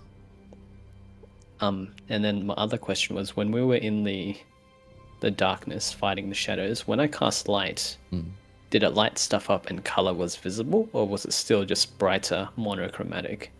You did see the color, yeah. Right now, since I don't see any enemies, I'm just going to cast light again and see what happens. Okay. So light, you have to cast on an object, right? Yeah, I pick up a rock. Yeah. Okay. And you cast it on the rock that you're holding? Yeah. Great, yeah. You cast light on the rock. You see Grin just starts chuckling. He's 20, 30 feet in front of you. He's just like starts chuckling as you see everyone immediately shadows form being cast by the lights, and 6 shadows are cast and 6 shadows strike at you. I activate my shield special ability. Okay. So we've got Lunar Flare. Oh my god, it's light based as well. Berberus, you take damage, and I believe the last would be Kai. You also. What's your AC, Kai? It's not more than 20. 21, eh? Oh, it can be 25 if I cast shield, but I tried to use the Lunar Flare reaction on the shield. Okay. So if it's doing a melee attack at me, I can unleash a sudden flash of silver, white moonlight. Yep. And they need to do a DC 15. If not, they are blinded. Yeah, cool. So Or I'm wondering if the light from the shield vaporizes the shadow. yeah. So the shadows start to come towards all of you. The first one slashes through Berberus. You're just not quite quick enough to avoid it. So another 3 necrotic damage and 1 more strength sapped from you. Kai, the shadow on you does look like it's about to actually get its claws into you, but you're able to get your shield as a reaction, blast of light, no saving throw required. The light itself just disapparates the shadow. And another one as well, we'll say the one that was coming after Donda also gets blasted in the area. You do notice the very focused light that you shine, because that was in a very like straight beam, it doesn't cast any more shadows. Like none of you cast any more shadows because it's just a straight beam. So no more shadows were created by your shield being shone like a torch in that way. 2 shadows instantly evaporated. 1 shadow does actually manage to take a slash at Ayana.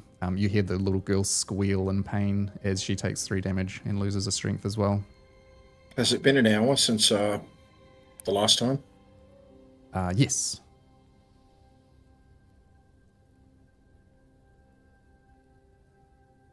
And as all of this is happening, you see Grin just like chuckling and chuckling.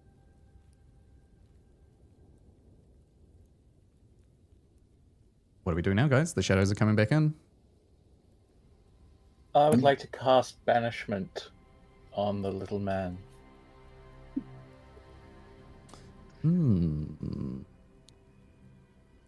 I was going to do the same as before. Magic weapon shield, start swinging. Cool. So you cast it on your sword, take a few slashes. I think we can just hand wave it. You slash through the shadows and get rid of them. Yeah, I was just going to shillelagh and whack it with my staff, and then look to Kai and say, "Did you have a fucking plan with that?" I thought it was okay. I didn't think they would come back again since it was a bit brighter in here. But lesson hard learned. That was my bad. No more light. All right. And I dropped the light cantrip.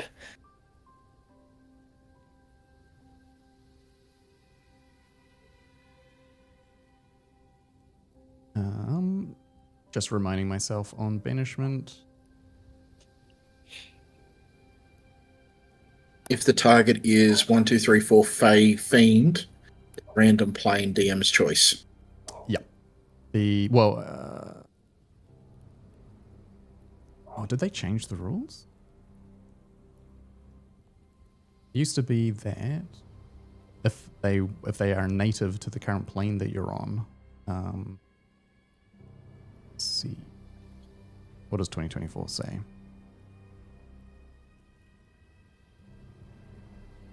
Ah, interesting. It just always goes to a demiplane now, rather than like back to their plane of existence.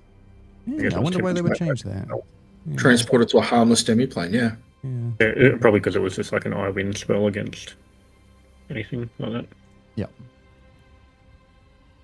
Especially if they're incapacitated for a minute. If there's an enemy on the other side that where they get transported to, they'll just get killed. Okay, cast the spell. Oh, you have cast it. Excellent. So, Grin here has got a decently high charisma saving throw. He has a +10. So, I will just roll the... I don't. We'll just roll this and we'll do a thing like this. I'm wondering if I should mind for the variant first. Too late, it's already done. Yeah. The banishment goes out and Grin just laughs even harder as the spell engulfs him and has no effect. And he says, "Ah, you're calling the shadows. Very, very interesting tactic. I wouldn't recommend that. All I need is a bit of color. Just a bit of color and you go on your way. I might even help you." When you say you want a memory, are you borrowing it or are you taking it for good? Oh no, I will be having that memory. Color is a very valuable commodity in these parts. Do I get to choose the memory or you get to choose the memory? Of course, no, by means. What do you think I am? I'm no villain. Entirely your choice. Define a colourful memory. Yeah, something that was happy or emotional, something you looked back on that fills you with joy, with color. Fucked. Do we lose the memory entirely, or do you simply get to relish in its existence alongside our keeping it? Ah, he's a clever one. He's asking the right questions. You will forget the memory, and I will have it instead.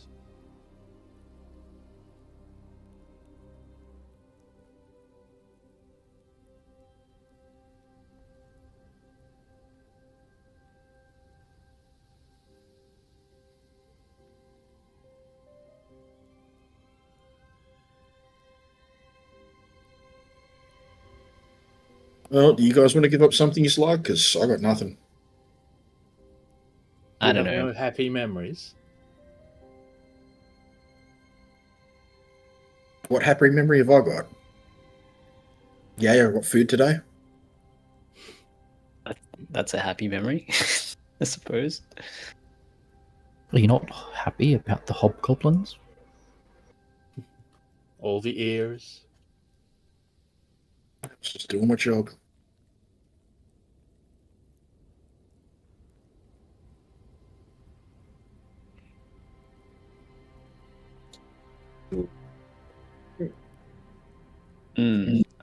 I don't trust this guy.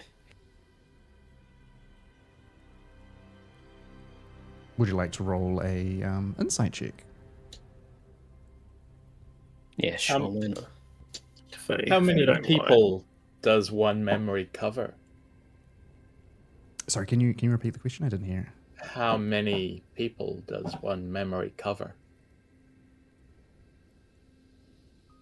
Ah.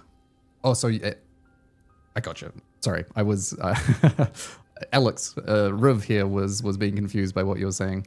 No, the Grin responds and says, "One memory is enough, and you may pass on your way. And as I said, a man of my word, I will help you. Can I Traverse the also rest insight of checking? the Briar Shade. The party or the one who gives the memory? Your whole group, I will send on your way, and the rest of the Briar Shade will be like a simple walk in the park." With an insight check of 24, Kai, this creature has told you no lies.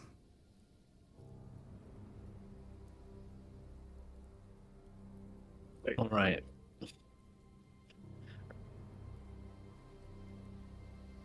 I just look at Kai. Do you reckon he's lying? He does. He seems to be trustful for now, but the fact that he's just sitting here in this glade, just chilling, gives me bad vibes. Just personal bad vibes.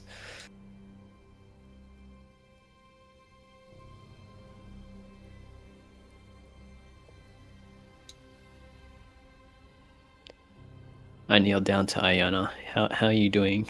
Do you trust this gentleman over here? Do you see his hat? Do you reckon that I could have it? It's quite a nice hat. I don't know. You could always ask. She starts to wander forward. Bad idea. Oh, Mister, I'm No, gonna. she starts to wander forward. No. Come back. You grab her and you pull her back in.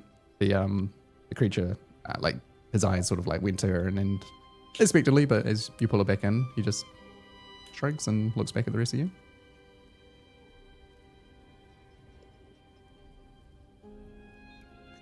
I feel like we can take him.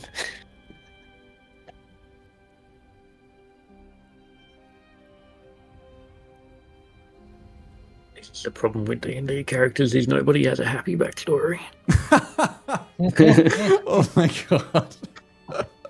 I've got something that might work, but it depends on your definition of happy. I've got an idea, but it may create shadows. No. I look at everybody. I go, I could fairy fire. I'm already down to 6 strength. I could fairy fire this guy, and it would create colors around him, of colors of blue, green, and purple. Oh, It'd just be sparkle. but it'd be color. It would be color, would it not? But he's already defined what he wants as colour. He wants There a is no memory. colour here, no physical colour.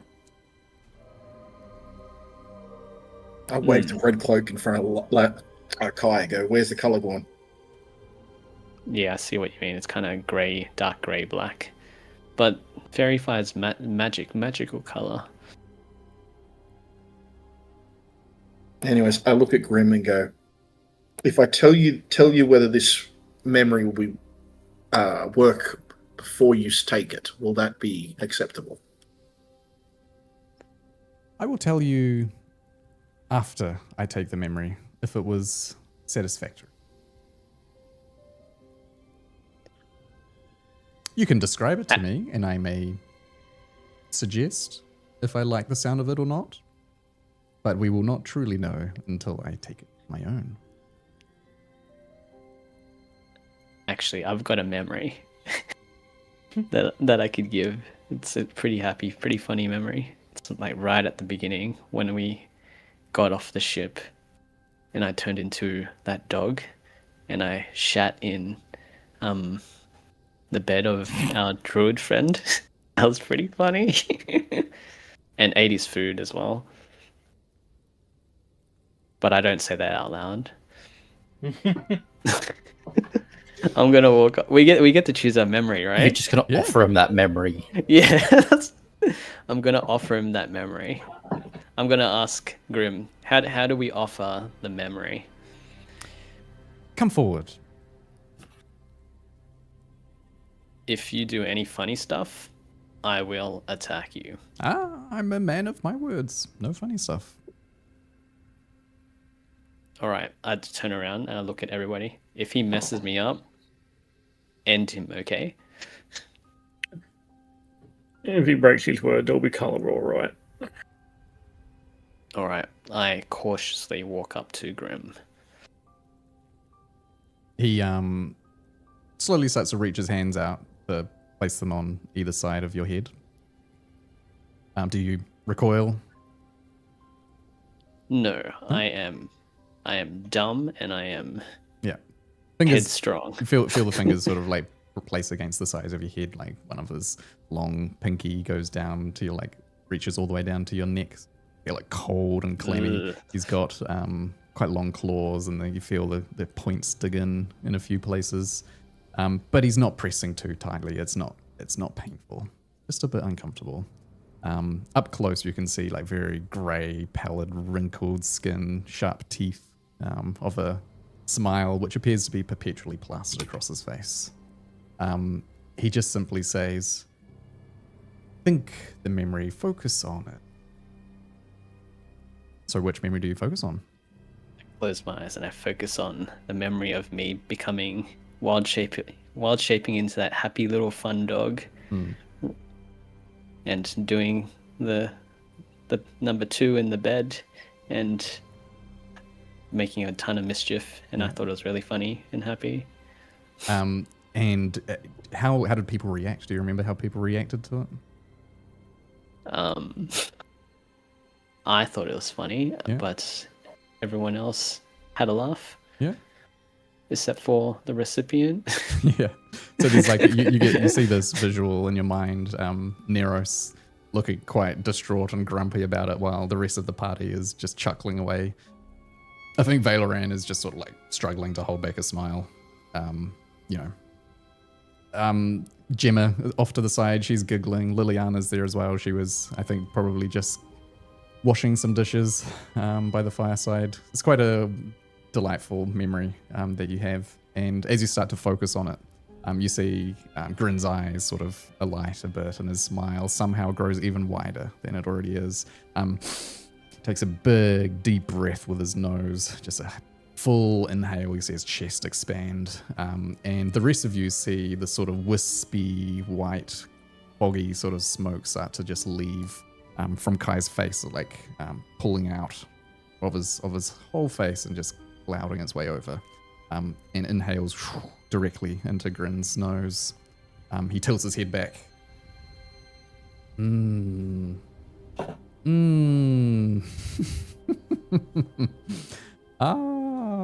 That's a good one. That's a good one. Thank you. Thank you for that. Yes, that is quite satisfactory. I will cherish that one. And Kai, you don't even remember what memory you chose to give him. You recall that you came to him, that you've offered him something, but you have no idea what you decided to even give him. All you know is that you did, and whatever memory that was is gone now forever. gone. Well, is the transaction complete? Of course. I will always keep up my end of the bargain. Yeah. He hops down off his stump, and he's quite short. He's shorter than you, comes up to about your waist. He walks around behind the stump, and you hear him sort of like rustling away. You hear like a as he like snaps something off it, and you see him come back around. There's like this sort of black, kind of like looks sappy, like sap that is dried from a tree. He puts it on top of the stump and reaches into a pouch and sprinkles some stuff over it. You hear him mutter a few words under his breath and waves a hand over it, and this black sap starts to glow and illuminate the whole clearing. There are no shadows cast. It's an extremely diffuse light that seems to emanate and take up every part of the area. So you may see, but there are no shadows. And he just hands the sap to you, Kai, as he nods his head and says, "Thank you. Thank you for that." And with this, your journey will hopefully be much, much smoother. Well, Alright. I'm sure you're very busy. I'm sure you're on your way. Thank you for stopping by. And if you see anyone, tell them to come back to Grin the Pale. Grin the Pale. I'll remember that as I hold the stick and I wave it around. How long does this thing last? Oh, it'll last until you leave the forest. And what happens after that? I imagine that the enchantment will dissipate as soon as you leave our boundaries. So if I stick it into the ground, it will stay lit forever? Potentially. I imagine one of my court will probably notice it at some point and turn it off.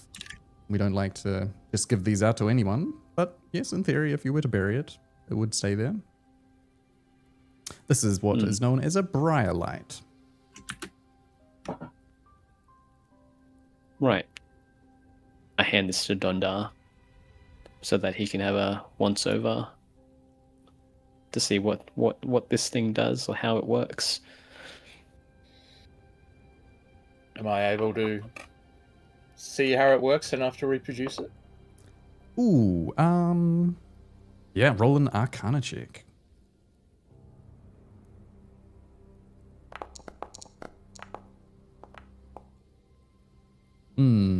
So you obviously emits light, emits diffuse light, and doesn't cast any shadows. You see that it is created by using the black sap that comes from some of the trees in the forest that you possibly saw on the way. Requires some minor enchantments and some ingredients to go with it. I think on only a 21, you probably wouldn't quite know how to replicate it, other than you would need to get some of that black sap and probably spend a bit more time investigating it.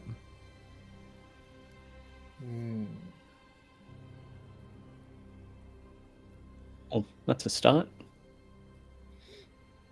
Bye, friends. Hope the rest of your travels go well. And you see he sort of leans down and wiggles his fingers at Ayana. Bye-bye. And she giggles a little bit as you start to wander. Unless you have anything else you wanted to say to him, but... Given we I'm were just going to assured the take a quick rest of our glance at her travels... and make sure she doesn't have his hat. Yeah. No, she, I think Rio is probably like holding her hand or something like that after she tried to run forward before. Yeah. Mm-hmm. Assurance was that the rest of the travel through this lovely part of the forest would be undisturbed, so we shall see how that goes. Grabs his top hat, takes it off, and does another head bow to you. Man of my word.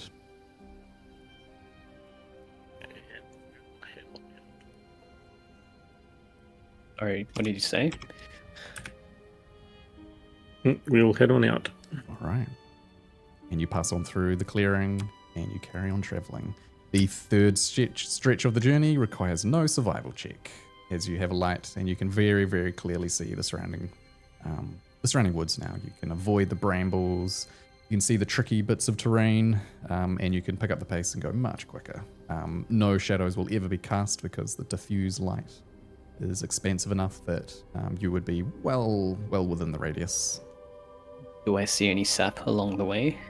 Every now and then, yeah, you would probably see a little bit of sap pouring out of a few trees. Can I just quickly harvest whatever's close as I go? Yeah, absolutely. Have you got like an empty vial or something like that? I think the sap you find would be liquid or liquid. I should in my medicine pouch. Yeah, your medicine kit Has probably empty. Yeah, medicine pouch has herbalism kit has empty vials in it. Yeah, if you like, you can add a vial of briar sap. Sure, and I give that to Dondar. Cork it up. Here you go, Dondar. Have a look at that stuff when you're free. Excellent. Very nice. The rest of the journey goes past just cruisy. It almost becomes a little bit novel, a little bit quaint, this last stretch of the journey.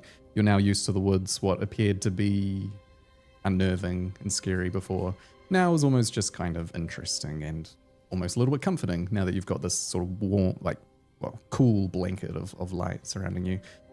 You might see the occasional creature on the periphery of the light, but everything keeps its distance from you. It appears that this beacon is signaling that you have been granted passage through and you are undisturbed. You eventually, after most of the day, you're probably heading towards, afternoon, whatever that means here. You find yourselves seeing the trees start to become less thick, less dense, and the light starts to increase a bit. Faintest bit of color starts to return to your clothes, and as you see ahead, a bit of a break in the trees beyond the light of the main Fey realm greets you.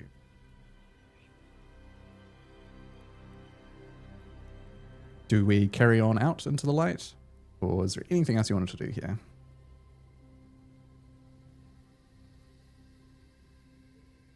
Nope. I give Ayana a good berry to help her heal up 1 HP. Okay. She grabs it and just sort of starts to munch on a little bit. Yeah, I think she's kind of got a bit of a puzzled expression. I think she's pondering something.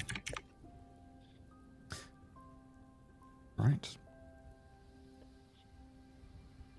We head back out into the light again, leaving the briar shade behind, and ahead of you now, much closer, you can see the shimmering peaks, the mountains ahead of you, completely circumnavigated by a river, a vast river. This is some distance ahead, maybe a mile or two ahead of you. You'll have to cross across a grassy plain with those little sort of wheat-like stalks sort of popping up all the way along. Nice sort of soft grass. Yeah. Ahead of you, across the way, you can see obviously the big river. In the distance, there is a fairly large bridge that is traversing across the river, and then in either direction, you can see the river just goes off out of sight, winding its way around to either side of the mountain. All right. How about we take a break there, and we'll see what we do when we get back. You guys all good? Yep. Gonna get some dessert. Yeah, sounds good. Should we take a 15, come back late 10 too? Yeah. Easy. Nice. All right, catch you guys in a bit. See ya.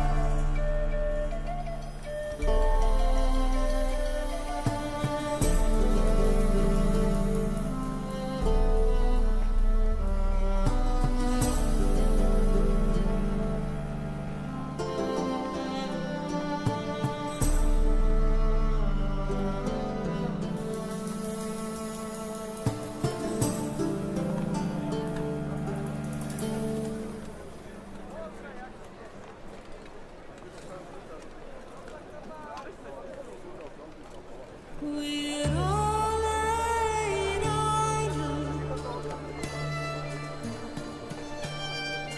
with the keeping of the beer.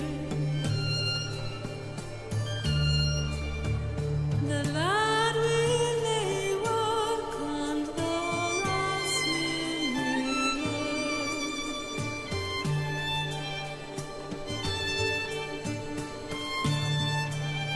The lad will lay work and the lass will learn.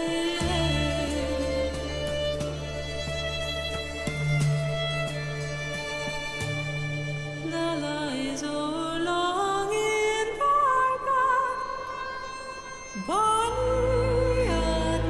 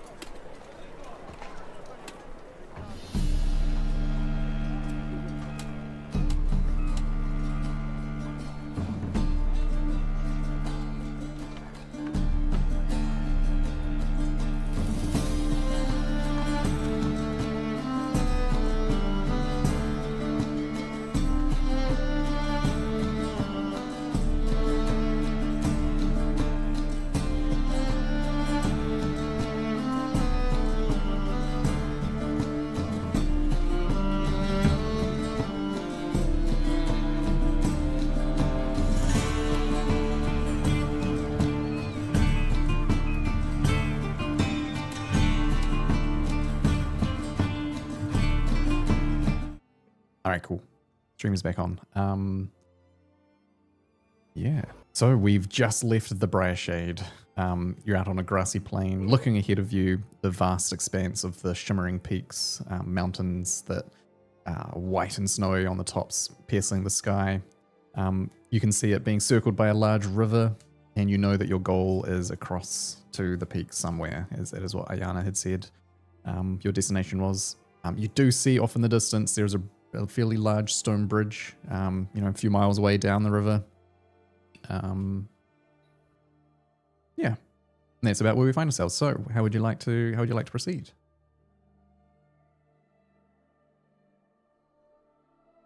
Head towards the bridge because we were warned that the river is bad. But before we get close to any water, I'd like to cast Water Walk as a ritual on all of us, just in case. All right. It's been a few minutes. Ritual cast. You will get the. What? Oh, hello. Yeah, while he's ritual casting, I just want to grab everyone together. Hey guys, when we get to this place, let's get them to fix up. Shit, what's her name? Ariana? Ariel? Ariana. Let's get them to fix up Ariana, but let's not tell them what she's told us about me until she's fixed up. Good choice. All right.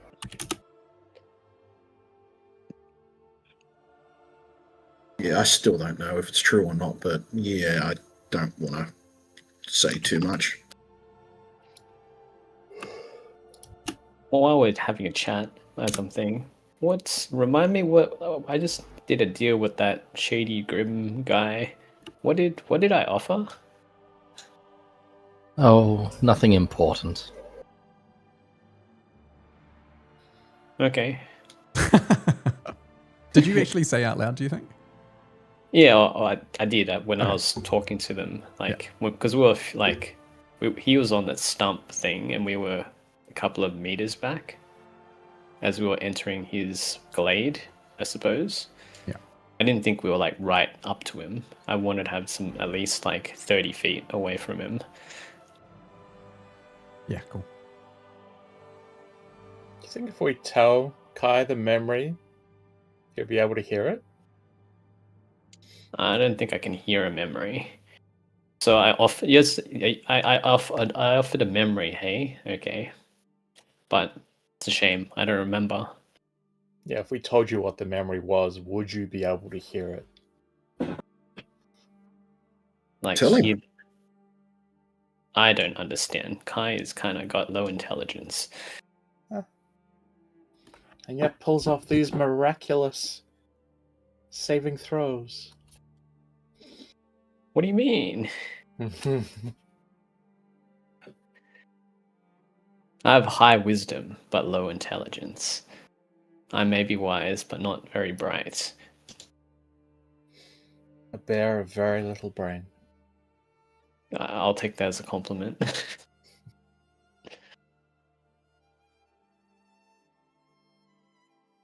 Where are we heading? We're headed to this bridge, hey? Yep. Cool. Just want to check. Fly is only able to cast on one individual, right? I think if you upcast it, you can do it on more people. We wouldn't be able to get all of us. Not with enough, fly. no.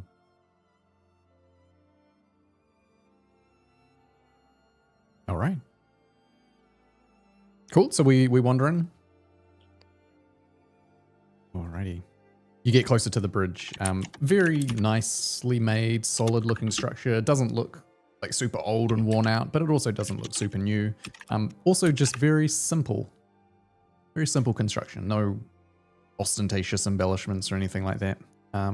Yeah, so you pass down a very nice, gentle sort of slope, grassy field. Getting closer and closer to the bridge, you can hear the sound of the water sort of raging. I think you're coming at the bridge from, I guess you would be to the west of the bridge, and you're coming at it the eastern direction. Before we get on the bridge, Mm. I'd like to make a perception check, see if I can see anyone standing on, or I'm assuming we're walking along the waterline, or You can be as close or as far away as you like. well, I don't want to go too close to the river because I've been told the river's bad. But I want to look on top of the bridge and look under the bridge, see if I see anything floating around. No Okay. trolls under the bridge. Yeah, roll a perception check. So how far off from the bridge would you want to be when you start looking? 200 feet. Okay, cool.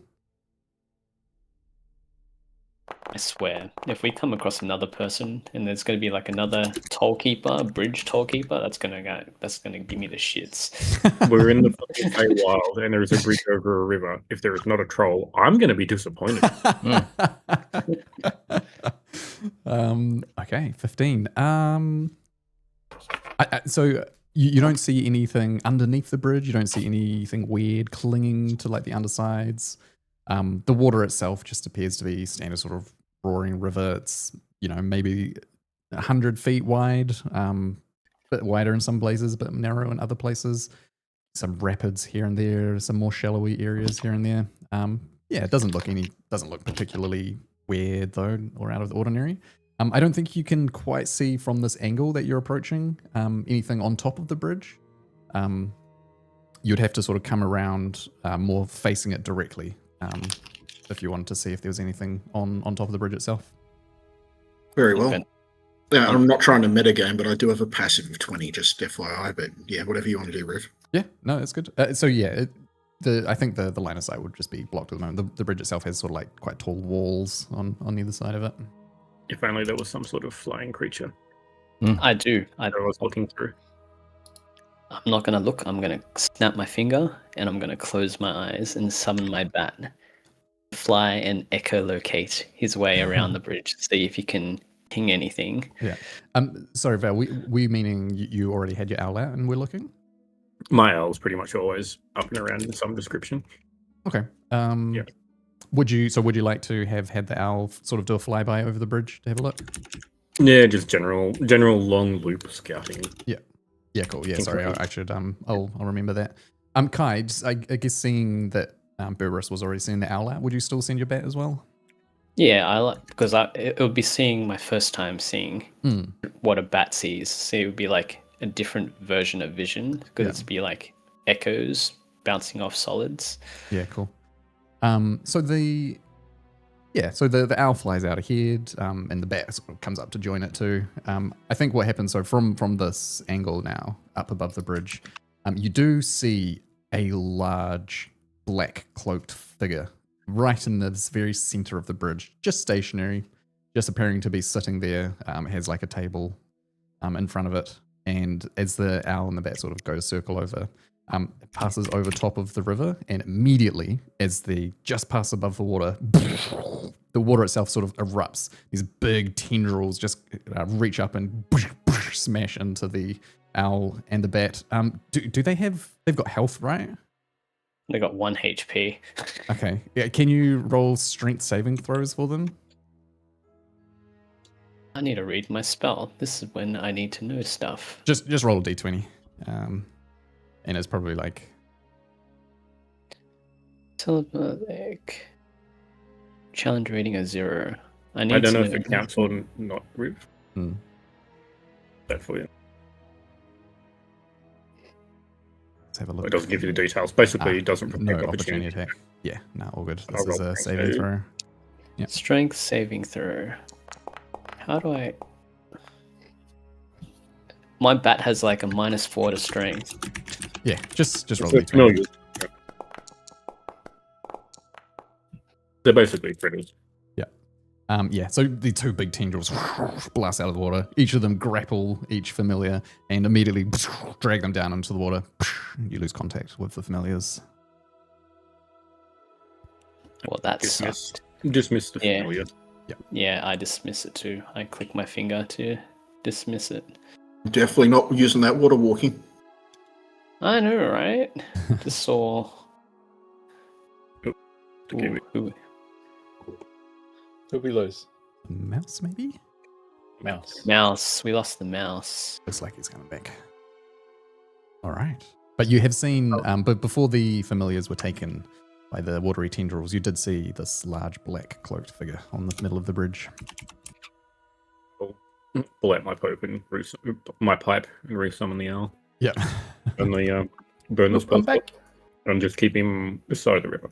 Nice. All right, cool. Ugh, my internet dropped Oh, no. as the tendrils came up from the water. Okay. They got dragged down beneath and were dismissed. Okay, cool. So did you make your way around to the bridge?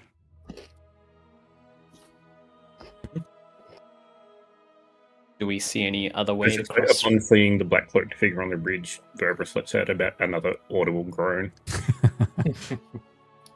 Do you see any other way across? No, in either direction. You just see the river stretching out The endlessly. 100 feet wide river. Yeah. Okay.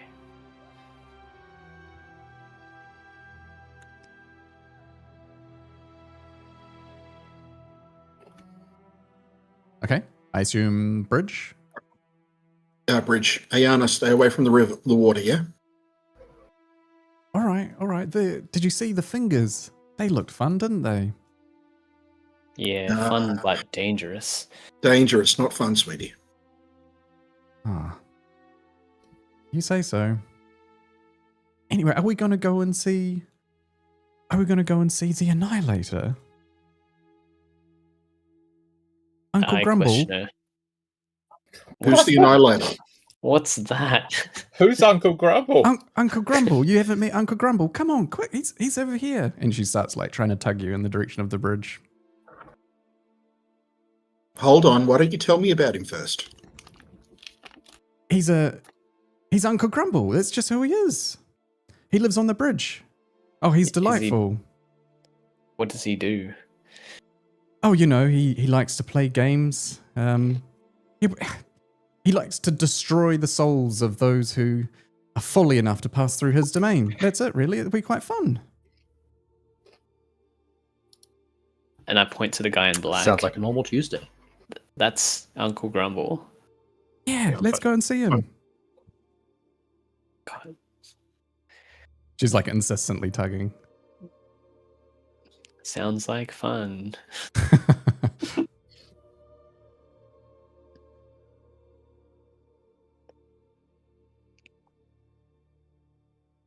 Guess we'll wander on up the bridge. Okay. Why not?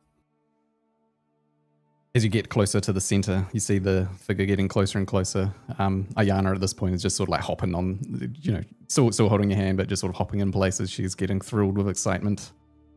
She's like, this is gonna be so much fun. In kind of a weird, like unnerving way, sort of like, you know, one of those horror movie girls who's like weirdly obsessed with like terrifying things.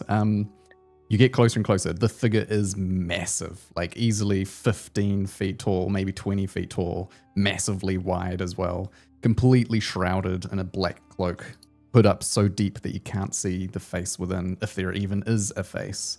And it is sitting down in a large oak chair.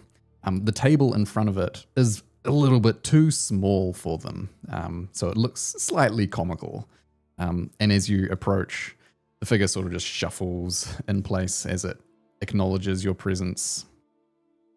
And you just hear a voice sort of rumble out, "Who approaches?"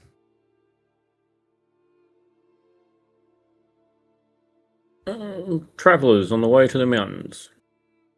Ah, then you must be tested. No entry to the Shimmering Peaks unless you pass the ancient rites. Do you concede? Do you consent? Do we have a choice? It's that or face the tendrils of the river. Pray tell, what are the ancient rites? Ah, we play a game. And he sort of gestures to the table in front of him. Sit. The game we shall play. Should you win, then you are granted passage. And should I win, You are permanently banished from the Shimmering Peaks, and your souls will be taken and tormented for eternity. That seems like a bit of overkill.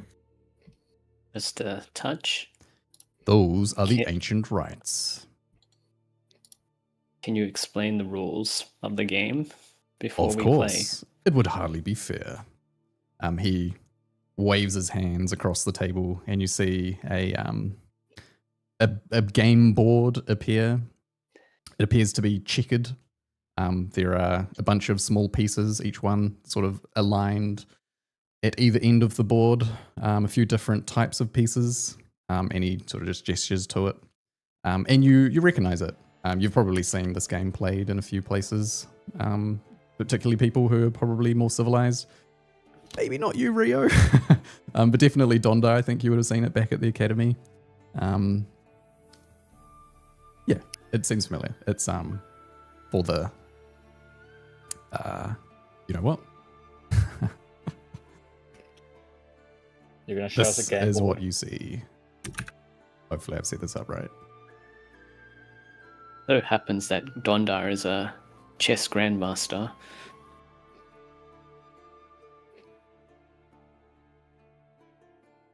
Do you see the game board? Oh my god, it's chess.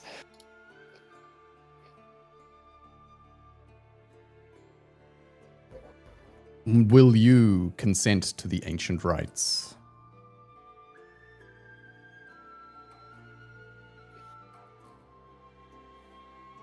I think I'm gonna sit this one out. Hasn't probably not seen this before. Ryan definitely hasn't seen this before.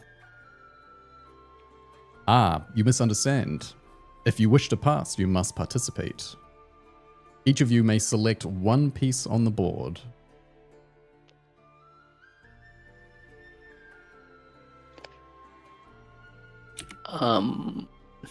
Can you explain to are all the pieces the same? They all look, front ones look the same, but the back ones look different, kinda. If you're unfamiliar with the rules, then I will now lay it out for you. And he proceeds to explain the rules of chess. So you've got, obviously, pawns at the front. Rook, knight, bishop, and queen. You guys all know the rules of chess? I know chess, but Kai doesn't know chess. Yeah, You know? so he explains it to you and shows you how the pieces are allowed to move and so on. And you are to select a piece that you wish to represent. So one of us has to win this game for all of us, or I think we No, all have to you pick a all piece. play. We all play. and if your piece gets taken, If you win we the die? game, then you may pass, and you are provided entry to the Shimmering Peaks. if we win but our piece gets taken? Question mark. If you win, then you win. If your piece gets taken, then the piece is taken. Okay.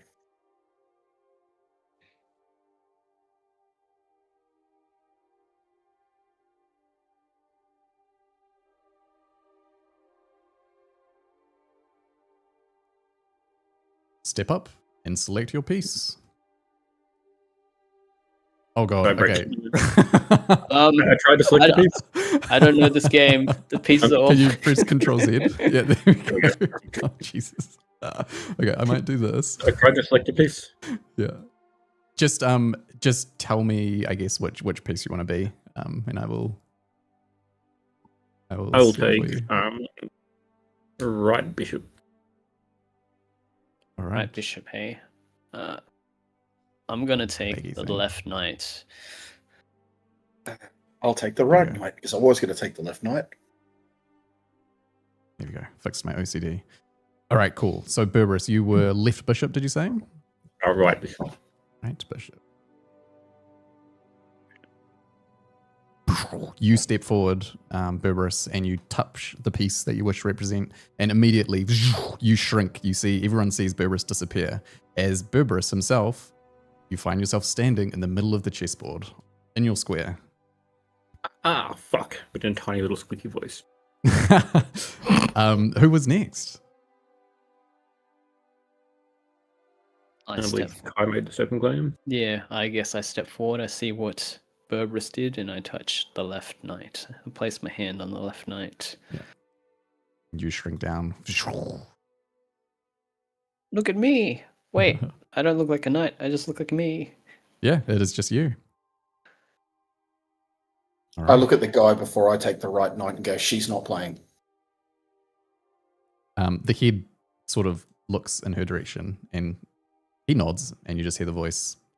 She has already been granted passage. Right. Which piece were you going to grab, Rio? The right knight. Very good. And that would leave us Dondar and Erendor.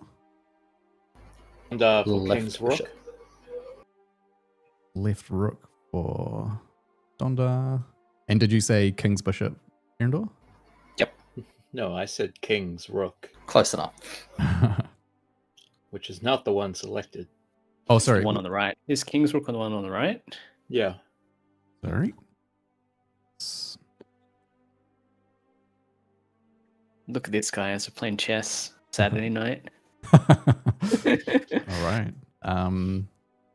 So each of you have sort of shrunk down, and you can like look up and you see Ayana is actually just like, she's a giant to you. She's got her hands on the table and she's like looking down at you, and her face is just like overjoyed. She looks absolutely thrilled. She's almost just like bouncing up and down with excitement. Can I make a perception check? Do I see any boogers up her nose? Jesus Make a perception check. If you can make a perception check, I can cast a fireball. Let's go. Let's see what I see. Nope. No. She's clean. No looking at little girls' noses. Alrighty. You're the Had to make it weird. the No, because voice. she's a giant looking down at us. Yep. I got it. Still a little girl. You hear the voice rumble out, especially loud to you now in your small state. White moves first. Make your move. I will unpause the board. You may all decide a piece that can move collectively. You can move yourself as a piece, as if it had the movement of that chess piece. But other than that, same rules as chess. Oh, team chess, fuck. All right. Anyone good at chess? Been a long time since I played anything major. Dondar's the only one that referred to a piece by its name. That's true. Hell yeah. I know how to lose effectively at chess. We don't want that. All I remember from what I used to play was you want to open the lineup to get your bishops out and moving, and if possible your rooks, they're locked in otherwise. Look at these pieces. Which one is the king and which is the queen? King would be blue coat, queen would be the witch, I think. Yeah, correct. Okay, all right. Generally, the first move is King's Pawn forward 2 paces. All right. You guys should be able to control your tokens. So don't do that. Everyone press escape, just so you don't have any tokens selected, and then just make sure. I'm just clicking on my second screen. I'm not even going to click into the screen. Yeah. Reload the application, back to join screen, or back to forward. Oh, that did not unselect my token. Yeah. Press escape a bunch of times, and it should. Yeah. Oh no. No. We can't select one without selecting them all. Wait, really? Yeah. I managed to get it to that point. I had to. Whoa! Oh wow. Attack! We're on the offense, people. You're all- If you do Selecting a selection square on one, then I managed to select Oh. any others. Okay, can whoever moved it, can you press Control Z and it should shift it back? Yeah. If it is annoying, I can just do it for you. I can just move each one. You can just tell me. Yeah, that's breaking things. Okay, super Chris. I'll just- I'm able to move them individually. Okay. Okay. Cool. Alrighty, so chuck your piece. What are we going? King's Pawn 2? King's Pawn 2. Cool. Oh, I think I figured how to move it. You have to click the piece on the left to select the piece. And then you click the piece on the board to move it. Oh. That's fun. Weird. Okay.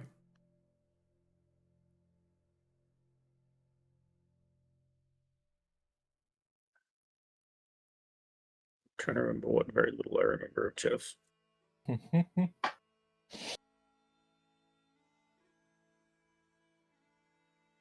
Are we actually playing chess, or are our characters playing chess?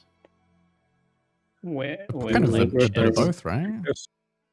Yeah. Because I mean, I know Donda knows how to play chess effectively as a scholar. I don't. Yeah. You'll go, Mr. DM. Yeah, I'm just chucking your pieces over on the side so remember which one each of you guys were. Missing one. Erendor, you were also a bishop. There we go. Yep. Alrighty, cool.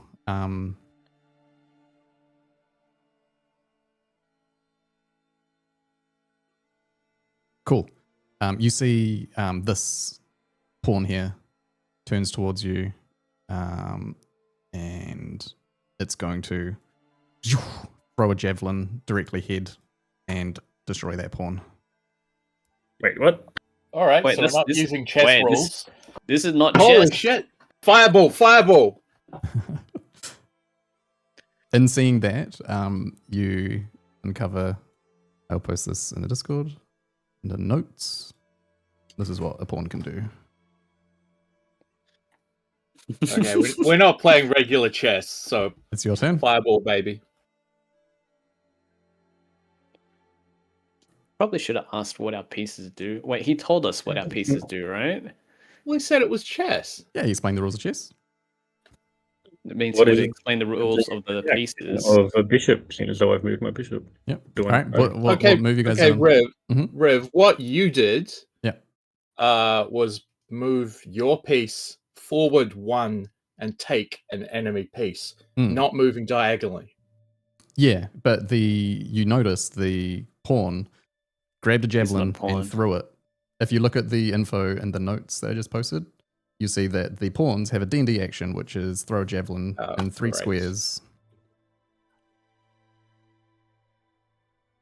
All right. I'm gonna ask this dude as we're playing what the knight's abilities are.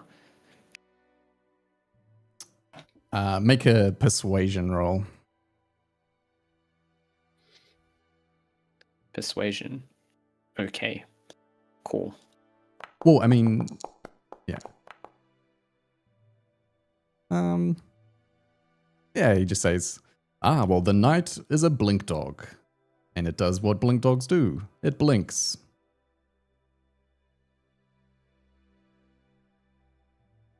Okay. It is your turn. Do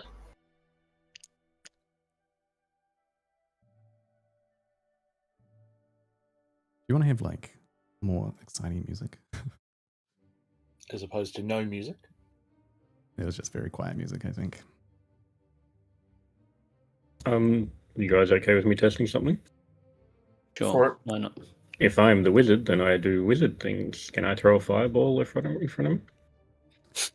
Does Berberus know how to throw fireballs? No.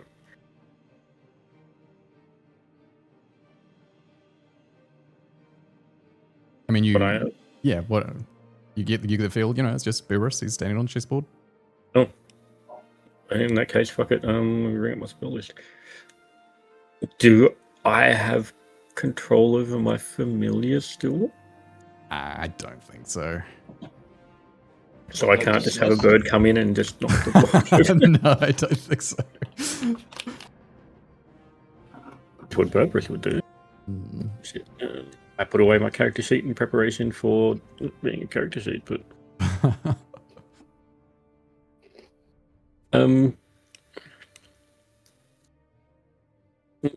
Rev, I'm going to send you a DM. All right. I feel like I've paralyzed you guys in fear. You can little. yeah. So whose turn is it? It's your guys' turn. Any of you guys can make a move. And you can also move any of the other pieces as well that you guys don't control. Dondar performs castle. Okay. I don't. Can he? I think You've got someone in the way. Yeah, you need to have I'm on the way. Yeah. Need a The knight gets out of the way for it. lane. Do you want to do something, Berberus, or should we send? I'm a hold for now and just see if we can get more pieces out. Alright. You want me to move the No! pawn forward? No, not that one. You're a castle. You only can go forward and left, right. But So, what's the Move King's bishop forward. javelin forward, throw forward, range forward. is 3 squares. Is that 3 squares? so it has to be 3 squares in a line. Yeah. In a line, okay. Okay, so I don't like the fact that that pawn has only 4 to get to the king. you know what I'm going to do? Do you reckon we should move Queen to here and see if she can cast a spell and destroy that goblin?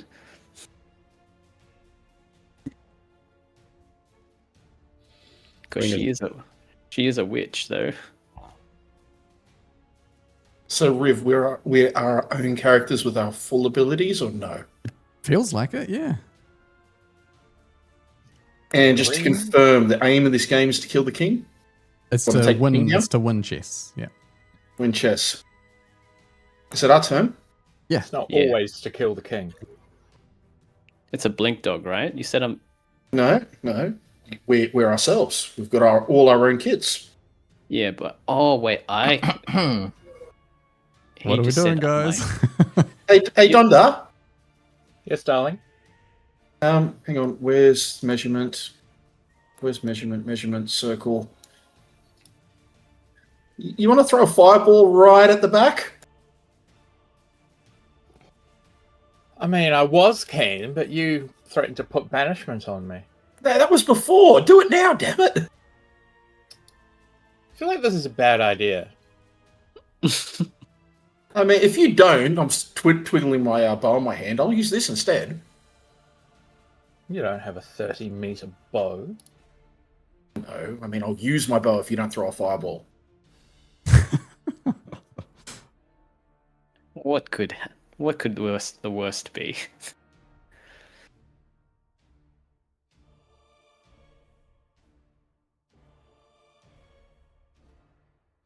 Oh, fine. Longbow, attack king.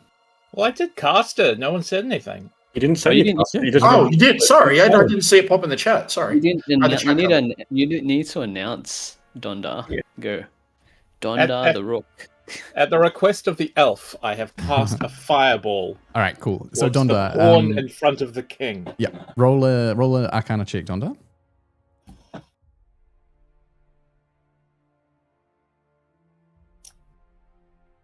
So question about Arcana. I Mhm. have expertise. Hmm. Do I cast as advantage or not? Expertise will just double your proficiency. It should already be taken into account, I think. Okay. Yeah, it'll be rolled in on your character sheet. Yeah.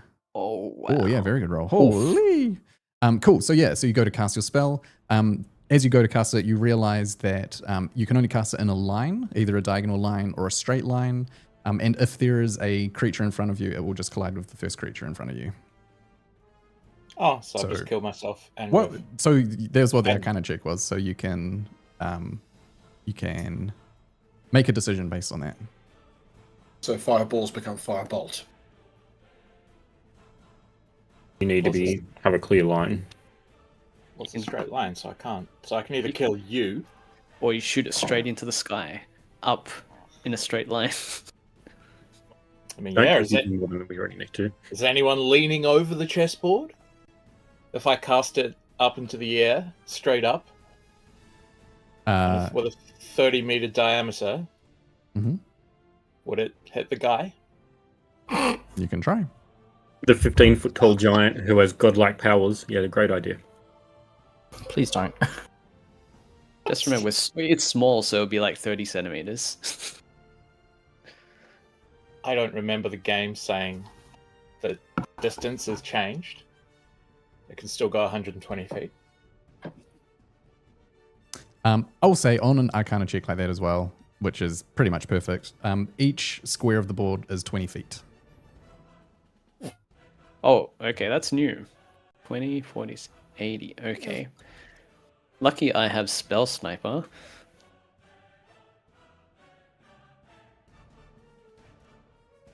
All right, Well, guys, we gotta doing make a something move. else? We gotta make a move. No, yeah, didn't Don? It's your turn now. Dondai shot his fireball into the sky, didn't he? No, I haven't done it. That's what the Arcana check was.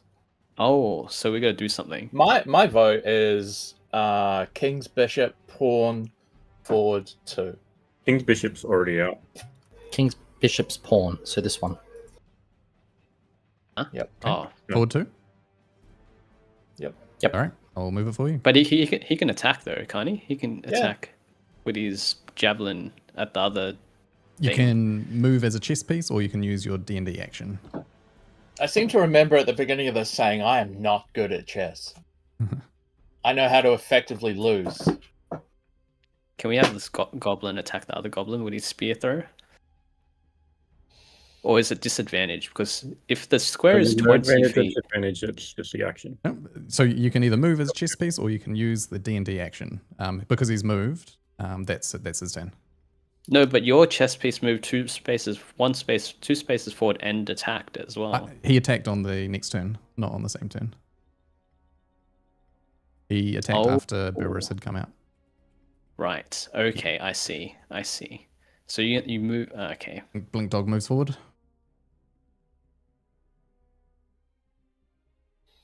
One takes pawn. Yes. Probably to defend the king from the queen. Actually, yeah. Actually- So my movement is same as a normal knight. Yeah. All right. I'll move in front of the king. All right.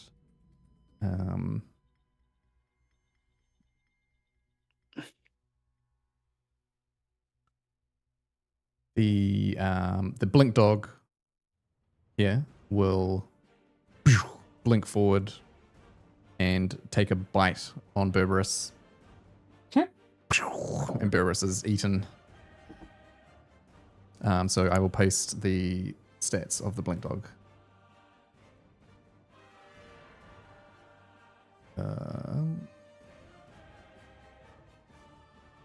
Alright. Who knew team kill could be so much fun?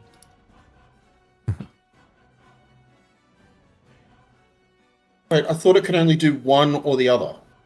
So face step instead of a chess capture, the Blink Dog teleports to any unoccupied square within 2 feet of it and makes a bite attack against an adjacent piece. Right. Okay. Oh, he didn't move out that turn. He moved out the turn before. Yeah. All right, your turn. Okay. That pawn, javelin attack, that. Blink Dog dies. This pawn's going to come forward. If I try something, guys. Yeah. Yep. Sure. Go ahead. Longbow aimed at the king. Aimed at the queen in front of me. Yep, there is a There's a piece blocking you at the moment, There's this unfortunately. guy. So would it Oh. take out that piece, would it? Yeah, you can target this piece if you like. Yep.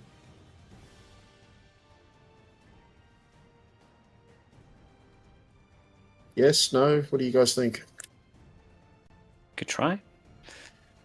If you don't, it's just going to kill that pawn on the next turn. Though it's probably dead anyway because of the spear throw. Yeah. If you do kill it, it is going to open you up to the queen immediately. Yeah, but if the queen can't take that without sacrificing itself. Yeah. Or you can kill this Honestly, one. that's We range. don't know what the queen can do, so You can open up their rook and kill the one on the right. well, you guys can do something instead. I could. How about this? I'll move. I need to click myself. Hold up.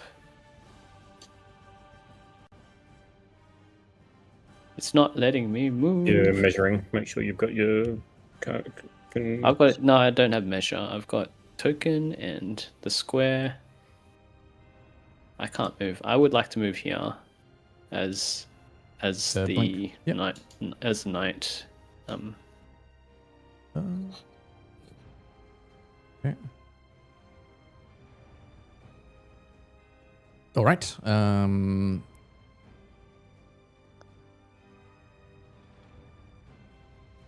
Alrighty. This guy's going to come forward.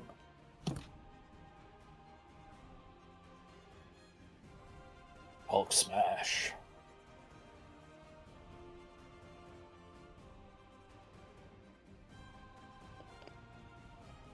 Bit of a gambit here. If just thinking, if we leave this guy untouched, he can just straight up kill Ryo. That's true. I think we've got to take him to remove him from the board, which does leave us open to the Queen counterattack, but there's defenses in place. Yep. Yeah, you need to kill something, Rio. Like, either kill that goblin or you get killed No, by no, the you goblin. put the pawn there because that way we're blocking. If you just kill it, you straight up open the line. You need to move this pawn across to here. Oh yeah, we can use that pawn to take that goblin to kill the other goblin. Yeah. Otherwise, you body block it. Otherwise, you're leaving the queen open to push. Yeah, let's do that. Cool. Can we do that? Yeah, definitely. Here we go. All right. Okay. This is, I believe, 6 squares. 1, 2, 3, 4, 5, 6. Yeah, the queen's going to do a magic bullshit. Yeah. She's got punch through. She can shoot through Queen. targets. Yeah, Queen points her finger out. Lightning bolt blasts from her fingers. 6 squares, which collides with the goblin and Rio. Gotta be kidding me. Well, Dondar will cast. Okay, that's actually not bad for us. I think. No? Should I castle or not? No, it's our turn. You might as well to get out on the board. Cool. Do you want King go there or there? Yeah, cool. Yep. Perfect. All right.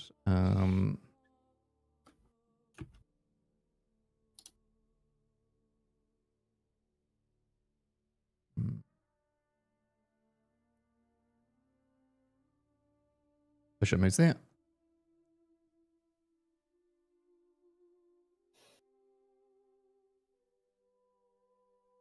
Which is check, I believe. Are we against this one to here? That seems reasonable. We need to get the queen moving. Yep. Cool. What, I can't kill the bishop?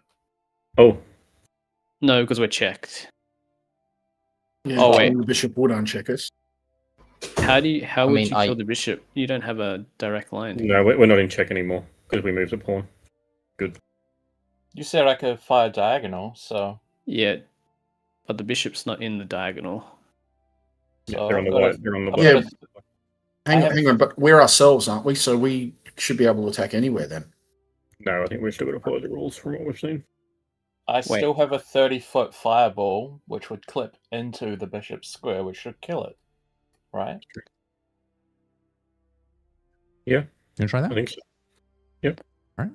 Alternatively, I could... No, that doesn't get us out of check. Yeah, let's try that. Cool. Dondar launches his finger forward. Fireball explodes in this area. You see everything from these squares erupt and Bishop dies. I still think the pawn move's a good one. That's cool. This is D&D chess. Very That's different. Wizard's chess.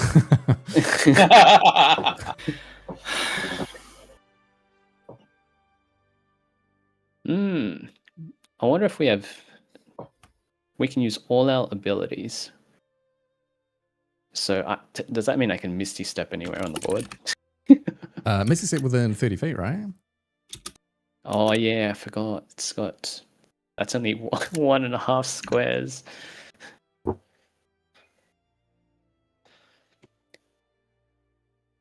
Each square is 20 feet. 20, 40, 60, 80.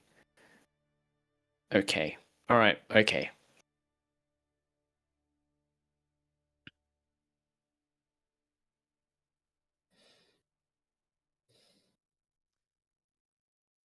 Wait, I thought you said each square was 20 feet. Yes, 20 feet. the Measurement will be on the lying board. to you. Yeah. Oh. You know what I might do?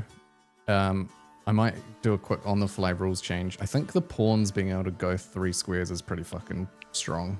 I think we might adjust Oh, this. so up. that's why I'm not walking forward Yeah, because the let's spawns change can the- Let's change throw the the pawns javelins to 3 1. squares. Yeah, we'll change it to 1. Throw. So it can essentially just attack forwards and diagonally. Otherwise, Oh, the yeah. javelin Yeah, 3 the squares, javelin. not move 3 squares. That's why I was like hella afraid to go anywhere because it's just a massive exactly. line. I You didn't move forward at all and you're dead. Yeah, it's Yeah. insane. It's an insane. Yeah, I don't know. I didn't really think of that. But no, we'll adjust that. So it's 1. All right, I think it's your guys' go, isn't it? Or is it my go? Your go, I believe. Oh, okay. Your Yours. go. Donda just Um, melted the thing. Oh.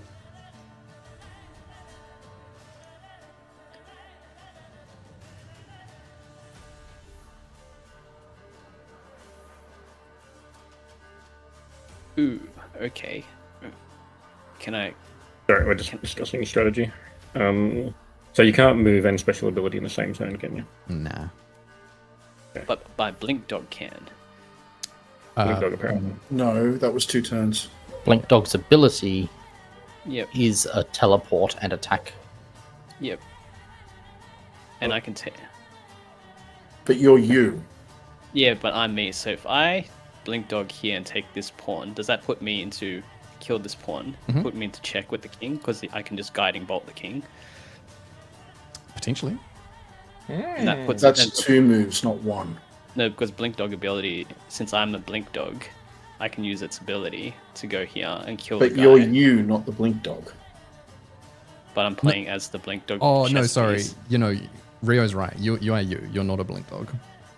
Oh, so I can't use the Blink Dog ability Yeah. Sorry. as the knight. Correct. So you can Even move. though when You got line of select- sight on the king, then you could kill the king. You can move like a knight, but you've got all of your abilities. Right. even But though this may be a Freudian slip of the DM, Yeah. when Kai said when selected the character, then the man in charge said, "Okay, you are the blink dog." Yeah. You've taken the place of the blink dog. So you've got the movement, but you don't have the abilities. You've got your own abilities. Like it's an advantage for you guys to have your own abilities. I Right. think. Okay, so as a knight, I could just go use my Yeah. movement You could just take him to as a capture. knight. Yeah. Absolutely. As a knight to take this guy. Do you want to do that? Yeah, I'll do that. Cool. Just checking if range on abilities, is that including the square you're starting in, or is it? No. Okay. Yeah, so Kai right now is 20, 40, 60 feet from the king. And that puts him at check if I use my ability to attack next turn, right? Possibly. Ah, shit. Have you got something that can go 60 foot? Yeah, I can go freaking 120 feet, but I'm gonna get checked. I'm gonna get wasted by the pawn. If you take the king, it's over. Oh yeah, it's my turn. You can't. Yeah, if I kill the king next turn, it's over. Yeah. Well, it is your turn now. Yep. So I will guiding bolt the king Mhm. from my position. Rivka, I Yeah. thought you couldn't leave yourself in check at the end of a turn for chess. Kai's guiding bolt launches out, splashes into the king. You see the king's stats. King can move like a king, except it is immune to all D&D actions. Funny. So you have to kill the king like with a chess move. Yeah. I thought I would have asked this is as part of the rules of the game, but hey, You okay, you just hear the black cloak Just figure fucking- just chuckling at this as you guys are learning this on the fly. Kai, you are taken by the pawn, and it is your turn. GG.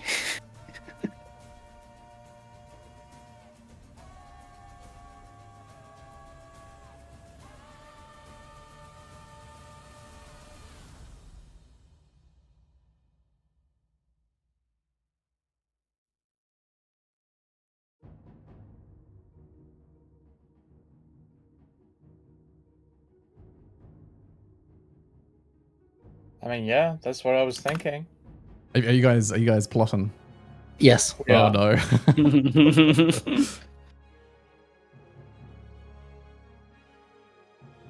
Yeah, I'd do it. We got to clear the board a bit. All right. It's fireball time. If I can find the damn thing.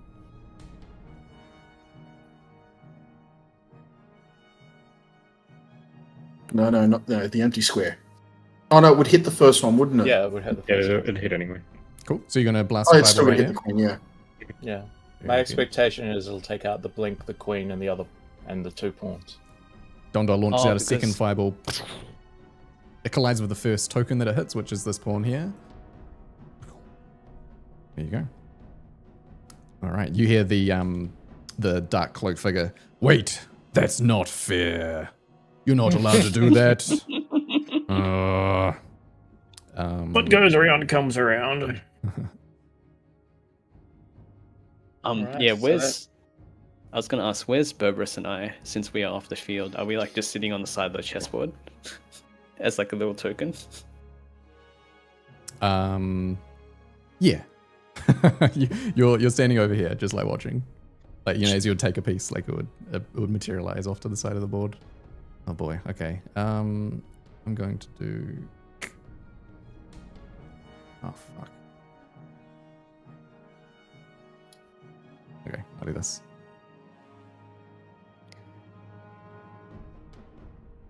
Ah, you sneaky sausage.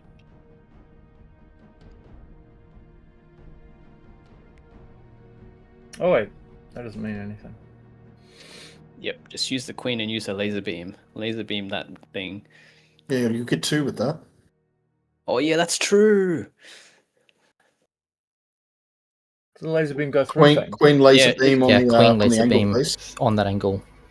1, 2, Yeah, 3, double 4. check the actual wizard. It was six. It was six squares. Six Okay, squares. That's only 4. 2 guys disappear. You hear the thud as he slams the table. No, I didn't see that. No, you guys are good at this. Let's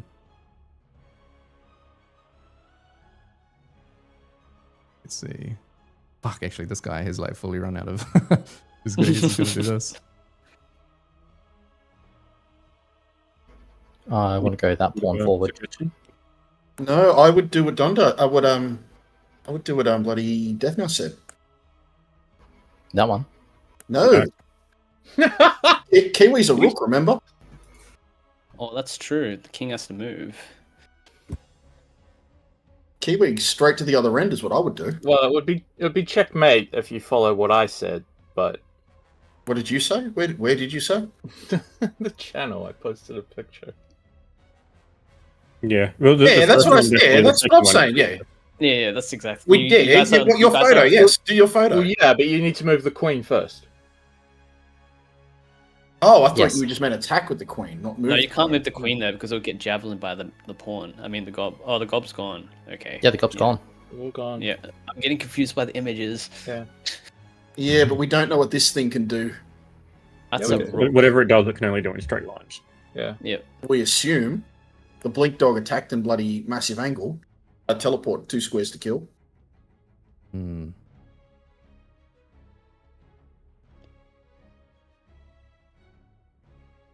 GG. Yeah, checkmate. Oh, I can't move. Great. You're on the select the. Oh, not quite. Not quite. Is it checkmate? I can do this, right? Yeah, you can do that. Yeah, but Dondar can't kill. Dondar can hit diagonal. Wasn't it Dondar could do diagonal or Yeah, but it has to Straight. die by a chess move. a tree can't move? Yep. You can't move diagonal. Right, you can save that. By moving the queen to the back. Move the row. queen forward 1 square. No, because then you can just take Dondar and it's not. You got to save Dondar. So I can Yeah. kill the other rook.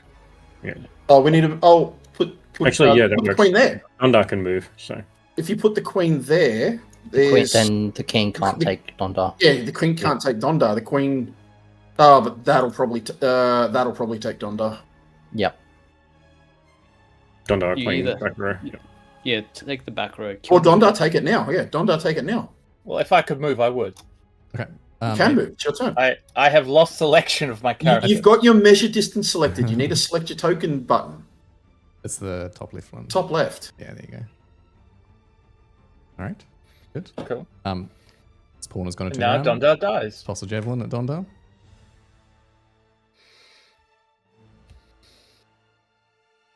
When can they attack backwards? He can shoot a javelin one square. He's got the javelin throw. Yeah. He's got the D&D javelin throw. Grumble. Oh, Oh, it's too we've got to much. revisit this D&D chest, the wizard chest. Bullshit.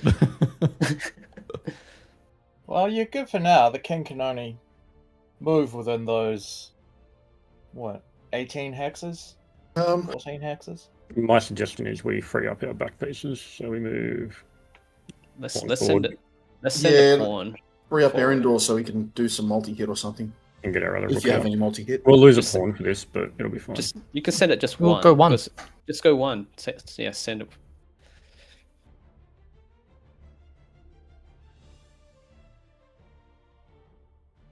If the rook does bullshit, we can just chase around in circles. Yeah, what's the stalemate limit? I don't know. We should be able to set up something pretty easily here with the rook, bishop, and queen. Yeah, we still have a massive advantage, As per my message.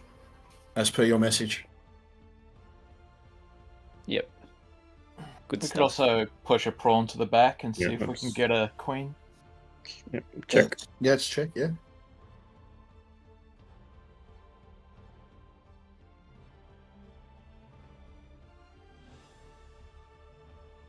Hmm. Do we get the rook out on the board?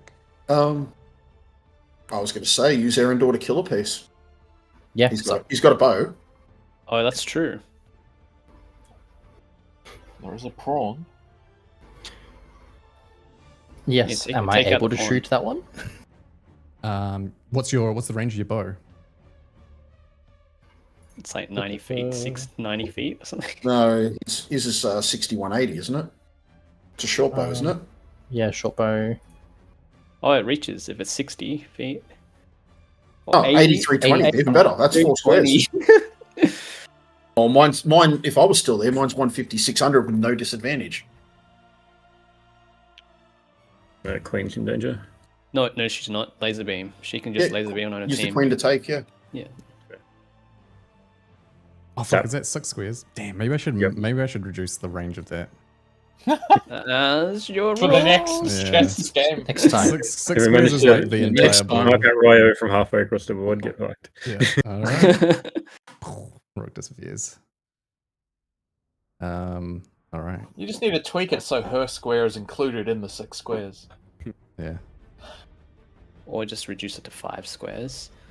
Do we get the rook in play, just so that we work with Laser beam again. Yeah, laser beam again, why not? it? I wonder if I could have used counter spell to prevent the D&D abilities. That's his turn, isn't it? Yeah. Yeah. Here is like, yeah. I think it well, no, I guess we carry on. Make a queen! Yeah, that's what I'm going to do. I would move a Check. pawn up. That's check. Oh, yeah, that's That's check. check. Oh, you're a With bishop, eh? Arendelle. He's Yeah. a bishop. Yeah, you're a bishop. Fuck. Okay. Bro, I'm in a world of hurt right here, guys. Yeah, your options are there and there. Yeah. How's the big guy feeling right now? Is he sweating rocks? Well, you can't see, right? He's all cloaked. Yeah. I can just let it so we get the piece in play for pinning down. The bent bishop. I'm just waiting for one more turn so the queen can laser beam again. Trying to work out where we set up the lock. Queen to here stops him. It forces him to move. He can only go on the white squares left and right. Yeah. No, he can't go on the white square to the right. He can't go there. He can't go there. It forces him to go left 1, 2, or 3. And he wouldn't be Actually, able to no, go he there can't go because- there. No, Yeah, it'd be that Oh. and that.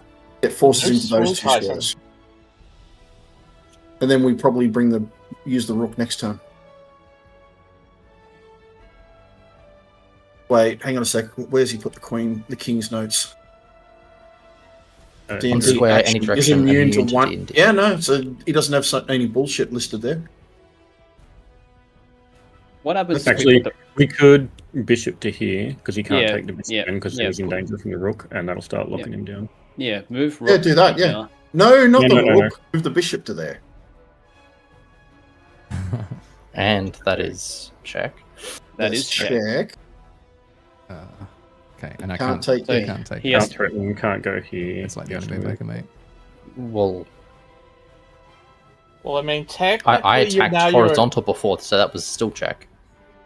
No, but you have to kill him with a No, D&D. that's, Oh, that's true. D&D Yep, rules. sorry. This, you have to use chess. Bring the bishop, the rook up to start locking. Yeah, I was going to say, whatever you do, just make sure that square's protected so we can't kill Yep. Erendor, which it's protected by the queen. It's protected by the rook currently. No, if he moves onto the white square, he can attack. Oh, him. yeah. So he can't go on the white square at all because the queen's there. If we're gonna lock the king down, we should send. Ooh,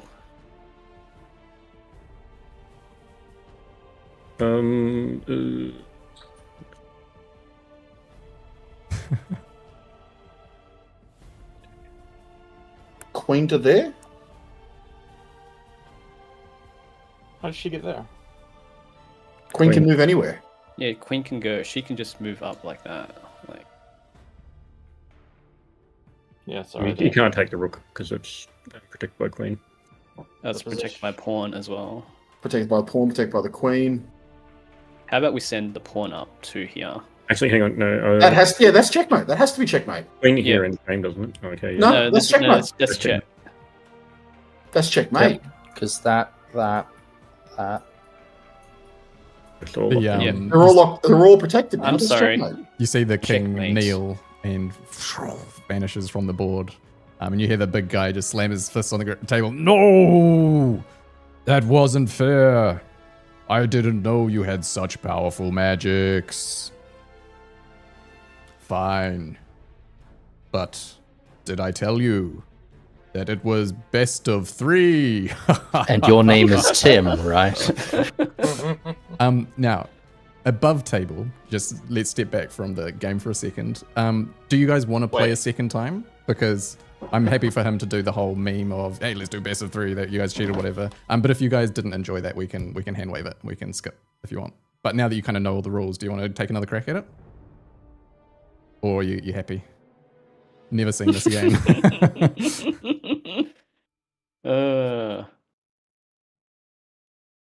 I mean, I kind of do, but also it's going to take a while. So Yeah, how late is it for you, Riv? How late do you want to play Midnight. chess? It's just at midnight. Like, personally, I would be down to do another one, particularly now if we know the rules, we can just like go super quickly. But yeah, I get it if you wanna flag. I mean, it's a cool feature. I doubt we'll come to it again. I'd be keen to give it another go. I don't mind. I think it's kind of cool. Unless you can force the guy to teach me the spell so that I can trap future enemies in it. Just see Dondar carrying a chessboard on top Yeah. of his stool. But this is how we take out Corvus.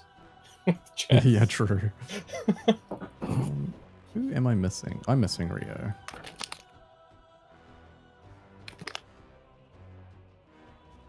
Okay. All right, cool. All right, so we got 2 yeses, 2 nos. And we got 1 person for the deciding vote. Yeah, I'm the only one that probably hasn't really voted yet. I would probably say no to one that matters. If he wants to play again for fun, Yeah, if he wants, I'm down with that.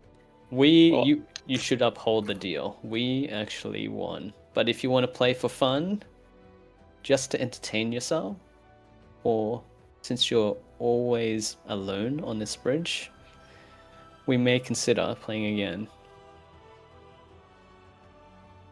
Right. See the pieces starting to materialize.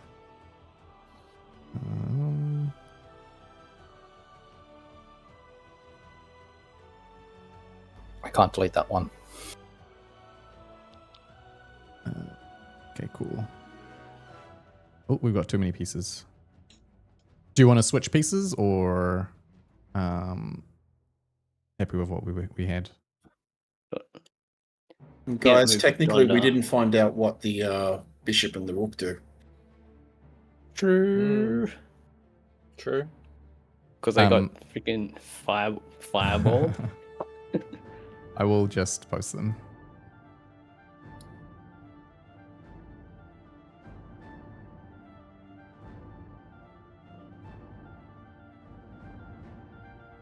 That ain't broken. All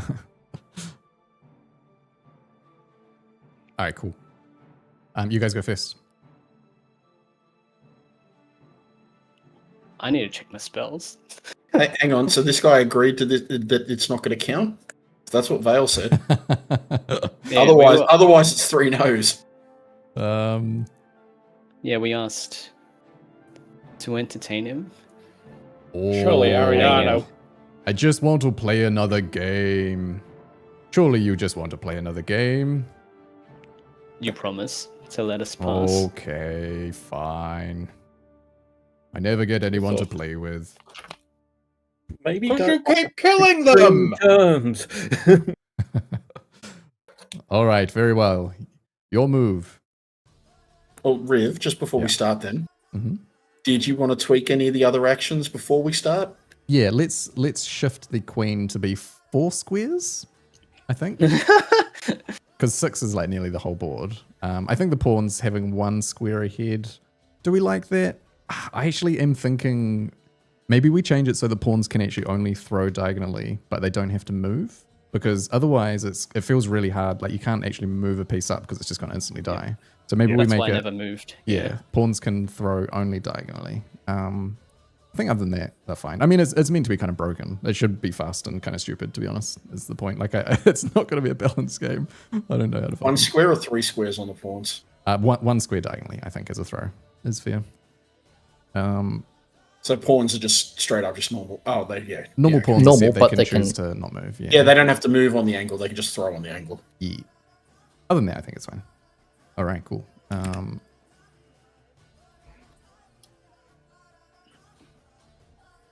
If you've got the bug store where you've got everything selected, if you just do a reload, 120 feet, it will fix it for you. Well, I didn't because I'd only been selecting 1 piece, but now I've got like 8 of them selected. Yeah. Quick reload, and if you hit escape on your keyboard, it should deselect everything. I also found that doing a area selection on any one item then allowed me to change between individual items. But if I area selected on multiple, then it broke. Cool. All right. You guys go. So just quickly above table. If I cast Moonbeam, can I cast it over a creature? What's the range on it? 120 feet. Yeah, fuck it. Why not? Oh, no, actually, that's super broken. Nah, it has to be in line. That's why I'm asking above table. Yeah, Like, nah, so I have that's to okay. see line of sight. Yeah, I reckon- okay, I reckon line good of to sight. know. Well, Good to that's know. why I asked about my longbow, because I mean, Yeah. sharpshooter and longbow, I can just hit the king from where I am now. Exactly. Yeah. Okay, good to know. I'm just flicking through my spells.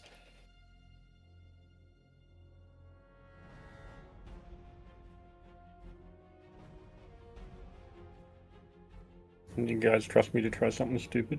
Do it. It's for fun. Let's go. Oh, Yes, That wasn't me. That was Control somebody Z. else. There we go. Yeah, so I reloaded and now I have everything selected. Press escape or something. Yeah, I've just done what Now said, and now I've only got myself Riv. selected.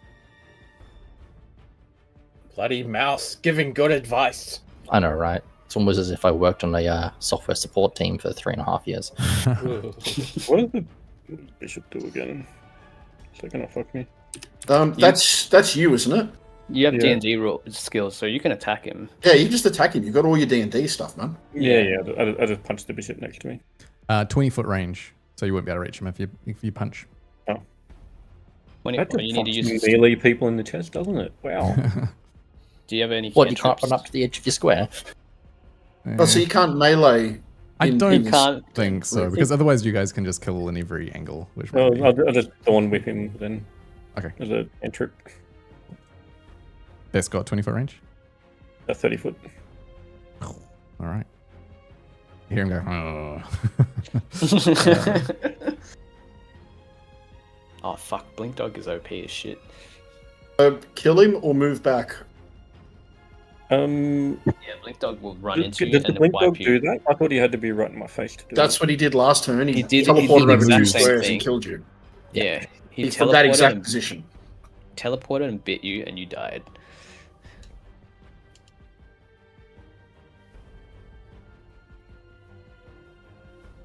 that. If you don't have something with 40-foot range, move back. Any unoccupied square within 2 squares of it and makes a bite attack against an adjacent piece. So it can attack up to 3 squares from its current. Just checking if I have anything with 40-foot. Fairy Fire doesn't do damage. Don't have a bow or anything? Of course not. You can always throw your weapon. Throwing something's 20-60, I believe, like throwing a dagger. Step back one for now. All right. Oh no! She can nuke King because she got the punch through. That's check, isn't it? Yep. No.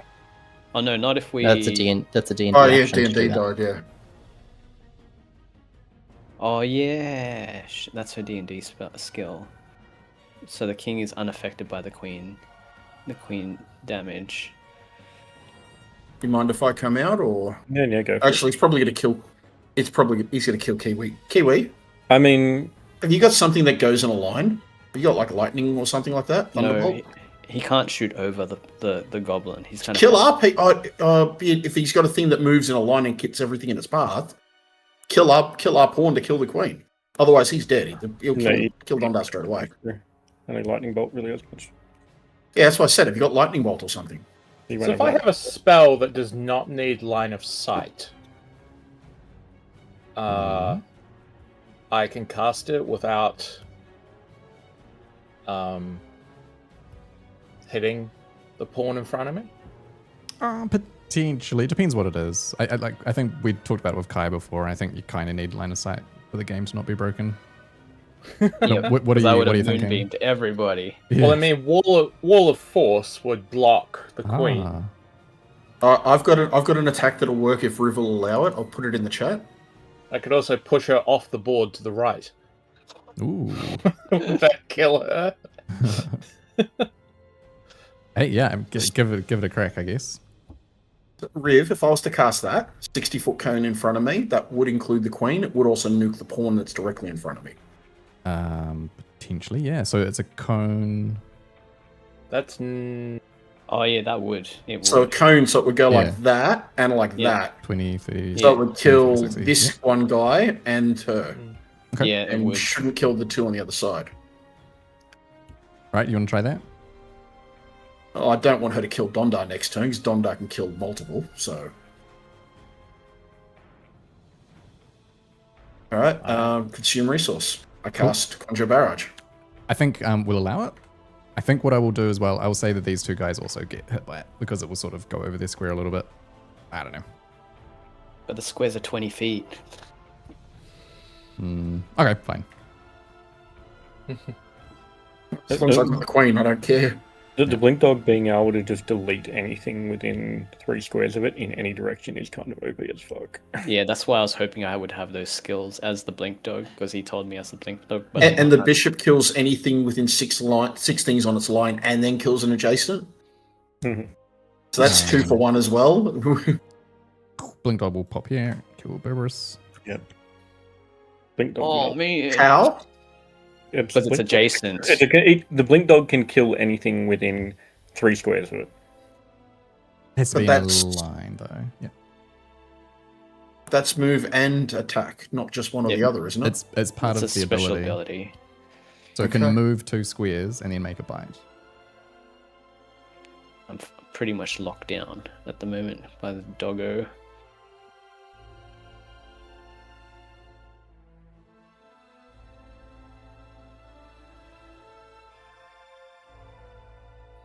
All right.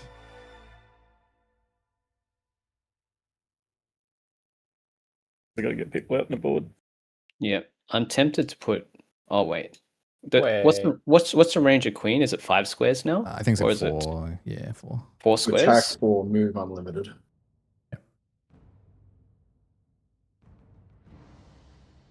If you move the queen to there, the blink dog can just kill it because it's a blink dog.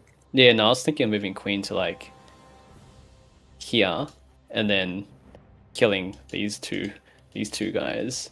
Have you moved the king this game, Riv? I don't think so. Because the King's king You got him in this- the wrong spot. Yeah. Oh, Oh, so really? the queen couldn't have moved there. Ah, Yeah. balls. Oh well, fuck it, whatever. Did I put the king in the wrong square? Did I? The green yeah. one. Yeah, enemy king king. always goes on the same color. Oh no, not. I put the. Yeah, I just matched our king with the position of their king. No, the enemy king is in the wrong spot. I think the king should have been there. Yeah. Right? Yeah. King always goes Should on have the been same there. color. Oh, do you want to leave him All- there, or should all it we mean- move him over? All Yeah. it means is No, that big 15-foot tall guy is cheating. You're He cheating. kind of Yeah. has been this whole time, to be honest, right? Like just Yeah. like not telling you guys the rules at all for a game where your souls are in the balance. Yeah. We need to open up the pawn line so we can get pieces out. Yeah. Is it? Yep. It's your guys' turn, right? Yeah. Yep. Yeah, that's what I was thinking. Take. Link. Oh yeah, that's good. We need to block that rook taking the. What? Sorry, I'm Wait, just trying to what? get that blink Wait. dog out. Oh. 'Cause that one's gone. Sorry. Is that? Yeah. There we go. I just saw a piece. I was like, I'll take it. The rook's about to come onto this line and shoot straight down, so we got to deal with that. Yeah, but the rook can 3 squares. Yeah, but And he's the king also for do normal squares. chess stuff. So Oh yeah, all normal chess stuff. Yeah. Let's Currently go on that advised line. that, That's Kai- Erendor, isn't it? I am here. Oh, that's Kai. Kai needs to get out there and get on the board. Yeah. I'll get out.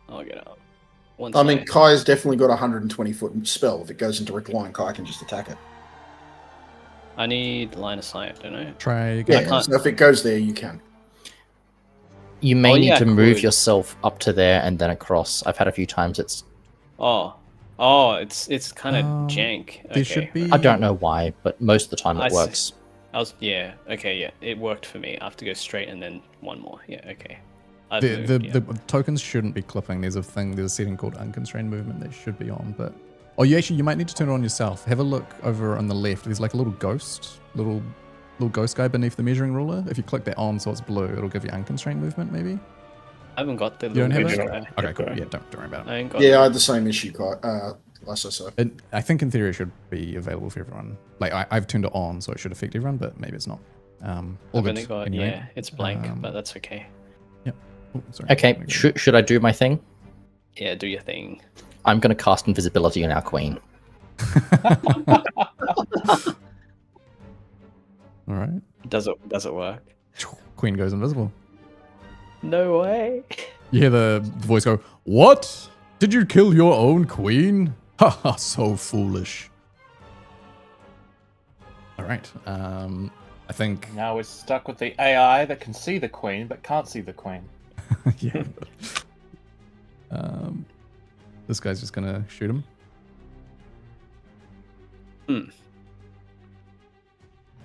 Question is,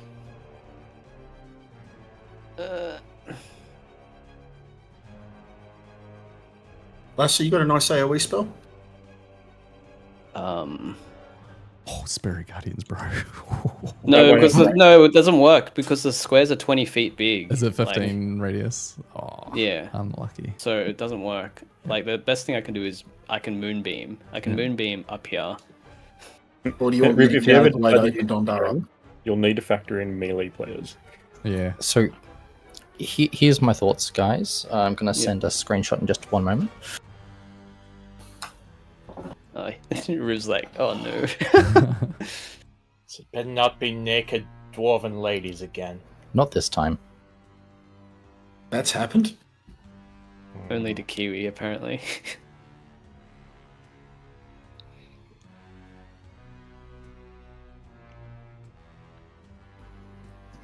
And without making a D&D action, never becomes visible.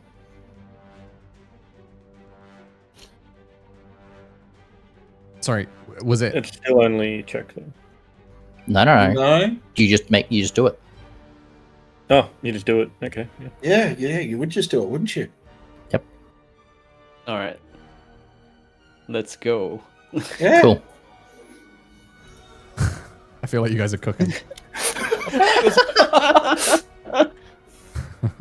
There's a fatal flaw to this plan, I feel. It is your turn.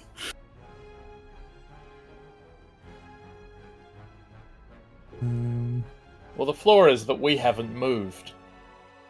He doesn't know that. Yeah, it's your No, turn. he does, because he can see our pieces. I think just Yeah, just but- magically he feels like it's his turn or something. I don't know. Okay. No, we're also telling him it's his turn. Well, okay.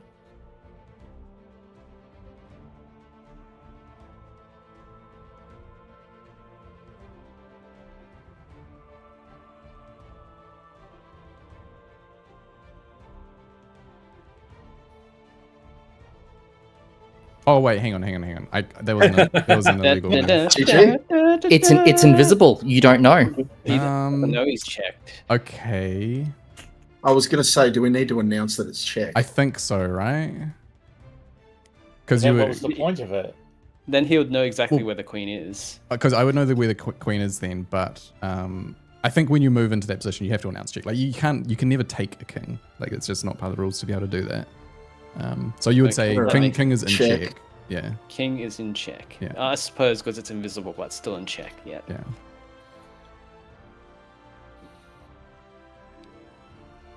Hmm. So you would have to say like you're in check on this diagonal or something like that, and he now realizes where the queen is. But Well, I don't think we need to say on what diagonal. how would he know how he's going to save the check then? He Maybe He he just tries a doesn't. bunch. If he says, if I move him here, does it fix it? Or something like that? Impertus says no. Longbow to the face. Check again. King Yeah. is in check. Yeah. King is in check.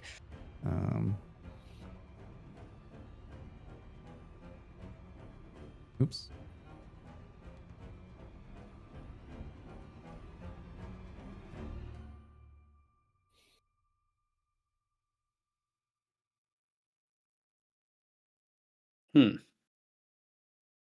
Since the queen is invisible, right? Oh yeah, you can. Yeah, I see what you're trying to do. No, Aaron. not a good idea though. And this is why I can't play chess. Because I can't think more than 2 moves ahead. Yeah, Do you want me- yeah. Do you want me to nuke No, this no. pawn? Actually, no, wait. I can nuke the pawn if you want. Oh, true, you can.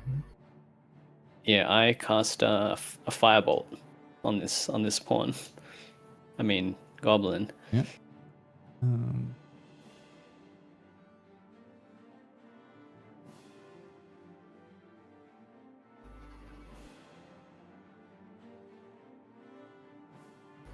The king is in check.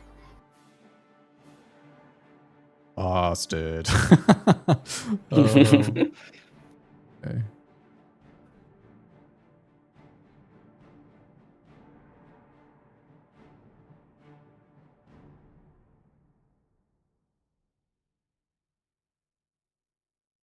You want me to get out of the way so we can get Dondar in the play? Do you want me to take out the rook?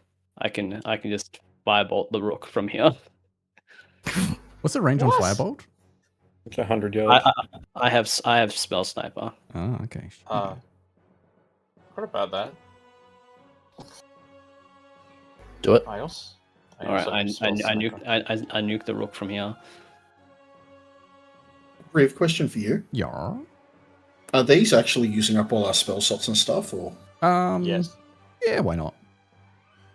Okay. We'll So just if you have run to out have of another slots, long then- rest. Wait, what just Yeah. happened?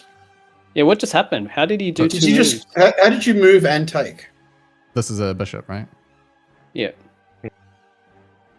You just move through.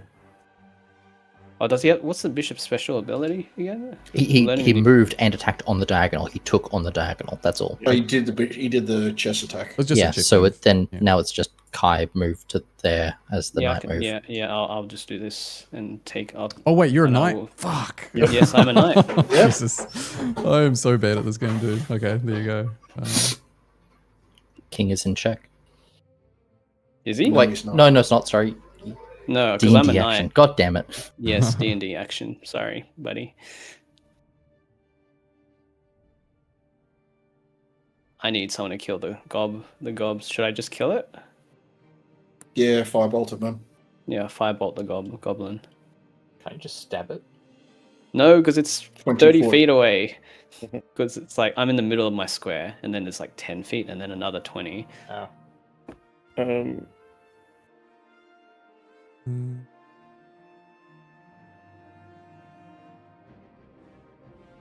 That thing needs Ah, to good. die. It's going to start killing things. That blink dog is Mhm. bad news.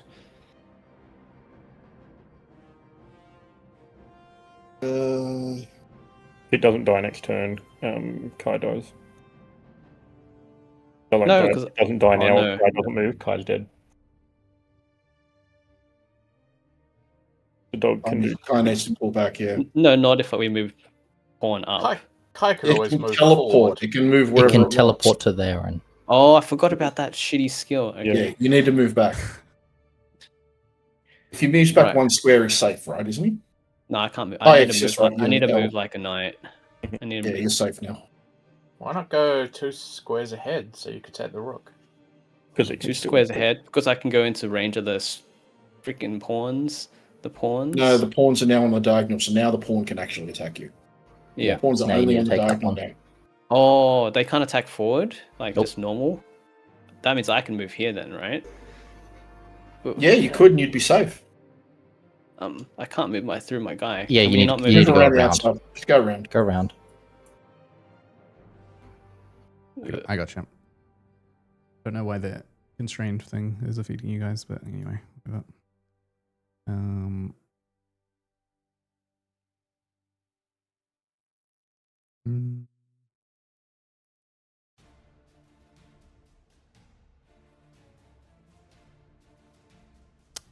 All right. The stone golem, the rook, the D&D action, straight line, 3 squares, destroying any piece. Diagonals? Question mark. What do you reckon? You didn't No, call out but- diagonals, on other ones you've called out diagonal. I didn't, did I? Yeah. It doesn't move diagonal, does it? Oh, Well, the D&D action No. doesn't specify. let me All good. queen rook. Well, if we apply the rules of the rook that were applied to Dondar, then it can't apply its D&D rules diagonal. That's true because that means Donda would be able to attack diagonally.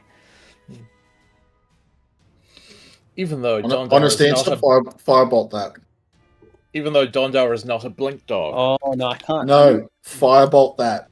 Oh yeah, okay. That could kill. That could kill you. That the golem can't. Yeah, the dog Yeah, is the greatest yes, threat on the board. I firebolt the dog. All right. Yeah, that has to move to there before it can attack you. And now you got to move. Now I just move here, right? Yeah.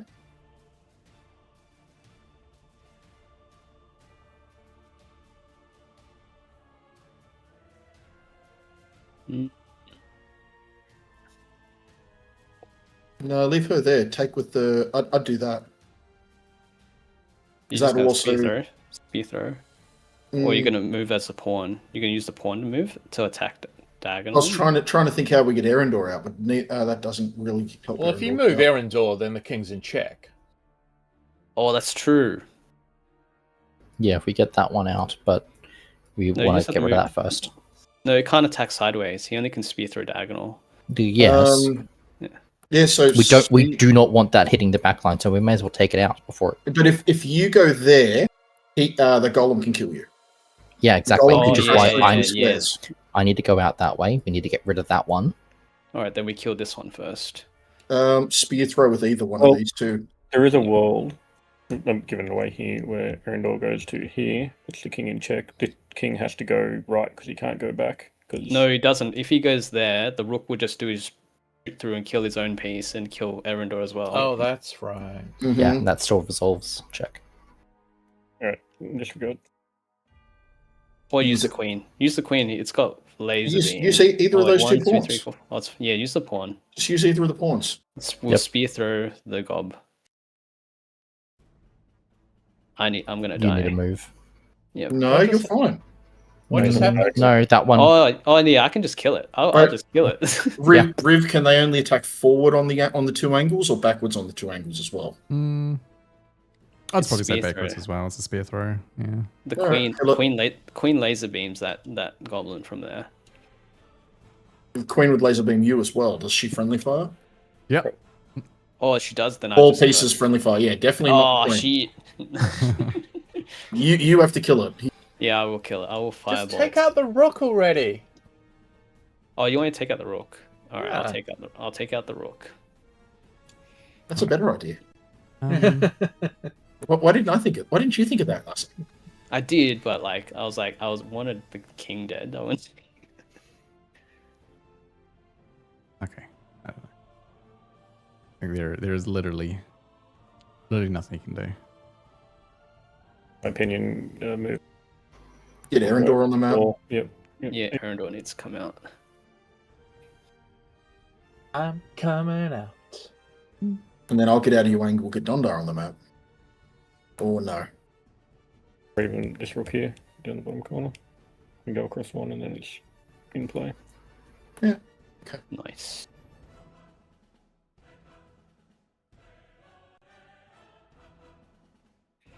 Do, do, do, do, do. Rook straight out, put him in check. Oops. That is not a legal move. There you go.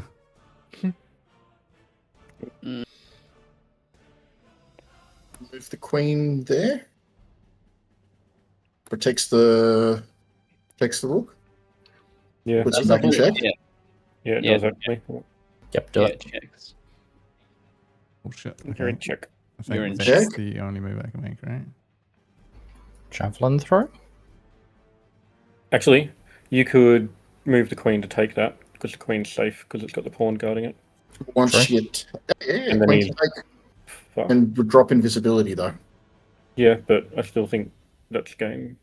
Yeah, that's game. That should be checkmate. That's game. There you go. All right. King vanishes again. The black cloak. Is that? Hmm? Sorry. Yeah, never mind. Oh, you're right. No, it's game. You can't move at all. Yeah. That would be gone. That's Yeah, gone. I understand. He black cloak figure leans back, just claps his hands. Ah, excellent, excellent. I didn't realize just how accomplished you all were. Having you play certainly put me at a disadvantage, but that was great fun. Thank you very much. And waves his hand. The pieces all disappear. You guys all immediately materialize, standing back in your normal size in front of the table. And you see the figure sort of reach up, pull back the hood, and you see an obsidian-skinned, very interesting looking fellow, a troll, big tusks poking out of his mouth. A bit of hair back in a mohawk. But yeah, obsidian skinned and quite old looking, old and gentle. And he's just got a good natured grin on his face. He's kind of laughing. Ayana at this is just sort of like hopping up and down excitedly, clapping. And she's just like, oh, Uncle Grumble is so much fun. I'm so glad that you found some more people to play with. And he's just chuckling, having a good time. And he's like, I'm sorry for the scare, my friends. I wasn't really going to take your souls. I saw as soon as you were with young Ayana here that you were going to be good souls and welcome. I just wanted to have a bit of fun. I'm sure you'll forgive me that.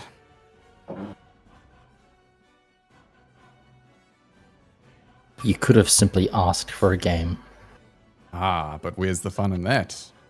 It's much more fun to see you squirm. Hey, do you love the Empire? What empire? The Empire, governed by the Empress, and he who must not be named, outside of this forest. See, you We are are from a seeking- different plane. I know not of the going-ons from there. I am a We are bridge warden. I do not allow myself to be distracted by such. Okay, guys, it's hit 12:30. My brain has officially switched off, and my vocabulary has left me. He doesn't concern himself with the happenings of outside of this realm. Yeah, I think we probably call it here. As my last brain cell shuts down. He's a jolly fellow. He just loves messing with travelers. He does guard the bridge into the Shimmering Peaks, but obviously he sees Ayana with you and that you were good-natured fellows, and he was happily going to let you pass, but he just wanted to mess with you a bit, play a little game. I think unless there's anything you wanted to ask him or talk about or do after the game, you would pass on the bridge and carry on up into the peaks. And then next time, I think we should. Board. I know that it's square because I've compared it to like the edge of my screen and stuff, Yeah. but for some reason it just seems that little bit off fucking angle. It's like an optical illusion happening, and it's killing me. it's probably Like, I like know it's square. I'm comparing it to like the edge of the window, and it's Yeah. like perfectly flush and square. But when I look at it, it just looks a little bit off kilter. There's some optical illusion going on. Yeah, and it's but- just- It's just the wood background. Yeah, The wood that's background me. textures makes it look like it's a bit warped. Yeah, that's funny. Uh, Awesome. All right, cool. So yeah, next time we'll pick up by passing through the peaks and arriving at the city and seeing what happens. Okay. After this exhausting, traumatic experience, yeah. can we say we have a long rest on the other side of the bridge, under the guardianship of the friendly troll? Yeah. Well, how about? Has it been long enough? It's probably pushing late afternoon. Why don't we decide what we do there in the next session? I think that you're probably at this point they'll say you're not too far from the city, so you could probably reach the city before evening.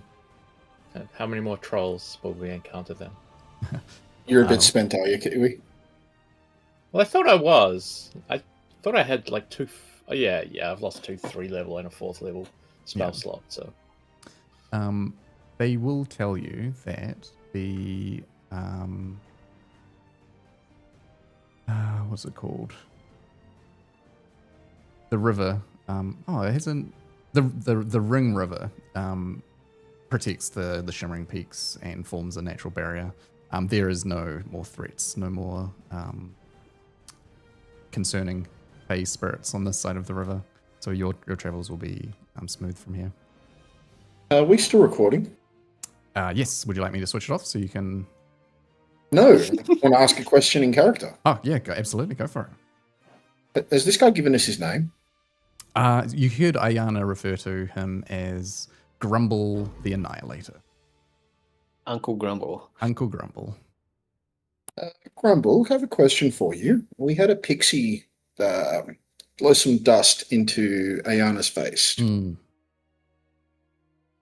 Do you know, does this wear off on its own? Do you know anything about this? We'd like to get her back to how she was. Yes, I've seen it before, unfortunately. I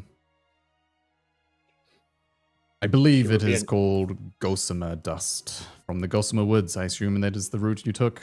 There will be people in the city of Suramara that will be able to help you out. Unfortunately, it does not wear off on its own. Is it beyond your means as well? Elocution forever. Yes, it is beyond my means, unfortunately. Well, fingers crossed, a city full of xenophobic, isolationist elves don't kill us all on sight when we turn up. Now I want a pixie pet. I want a Hubris, pet always so pixie. suspicious. Deja vu. Right. All right, let's call it there. Well, let me do.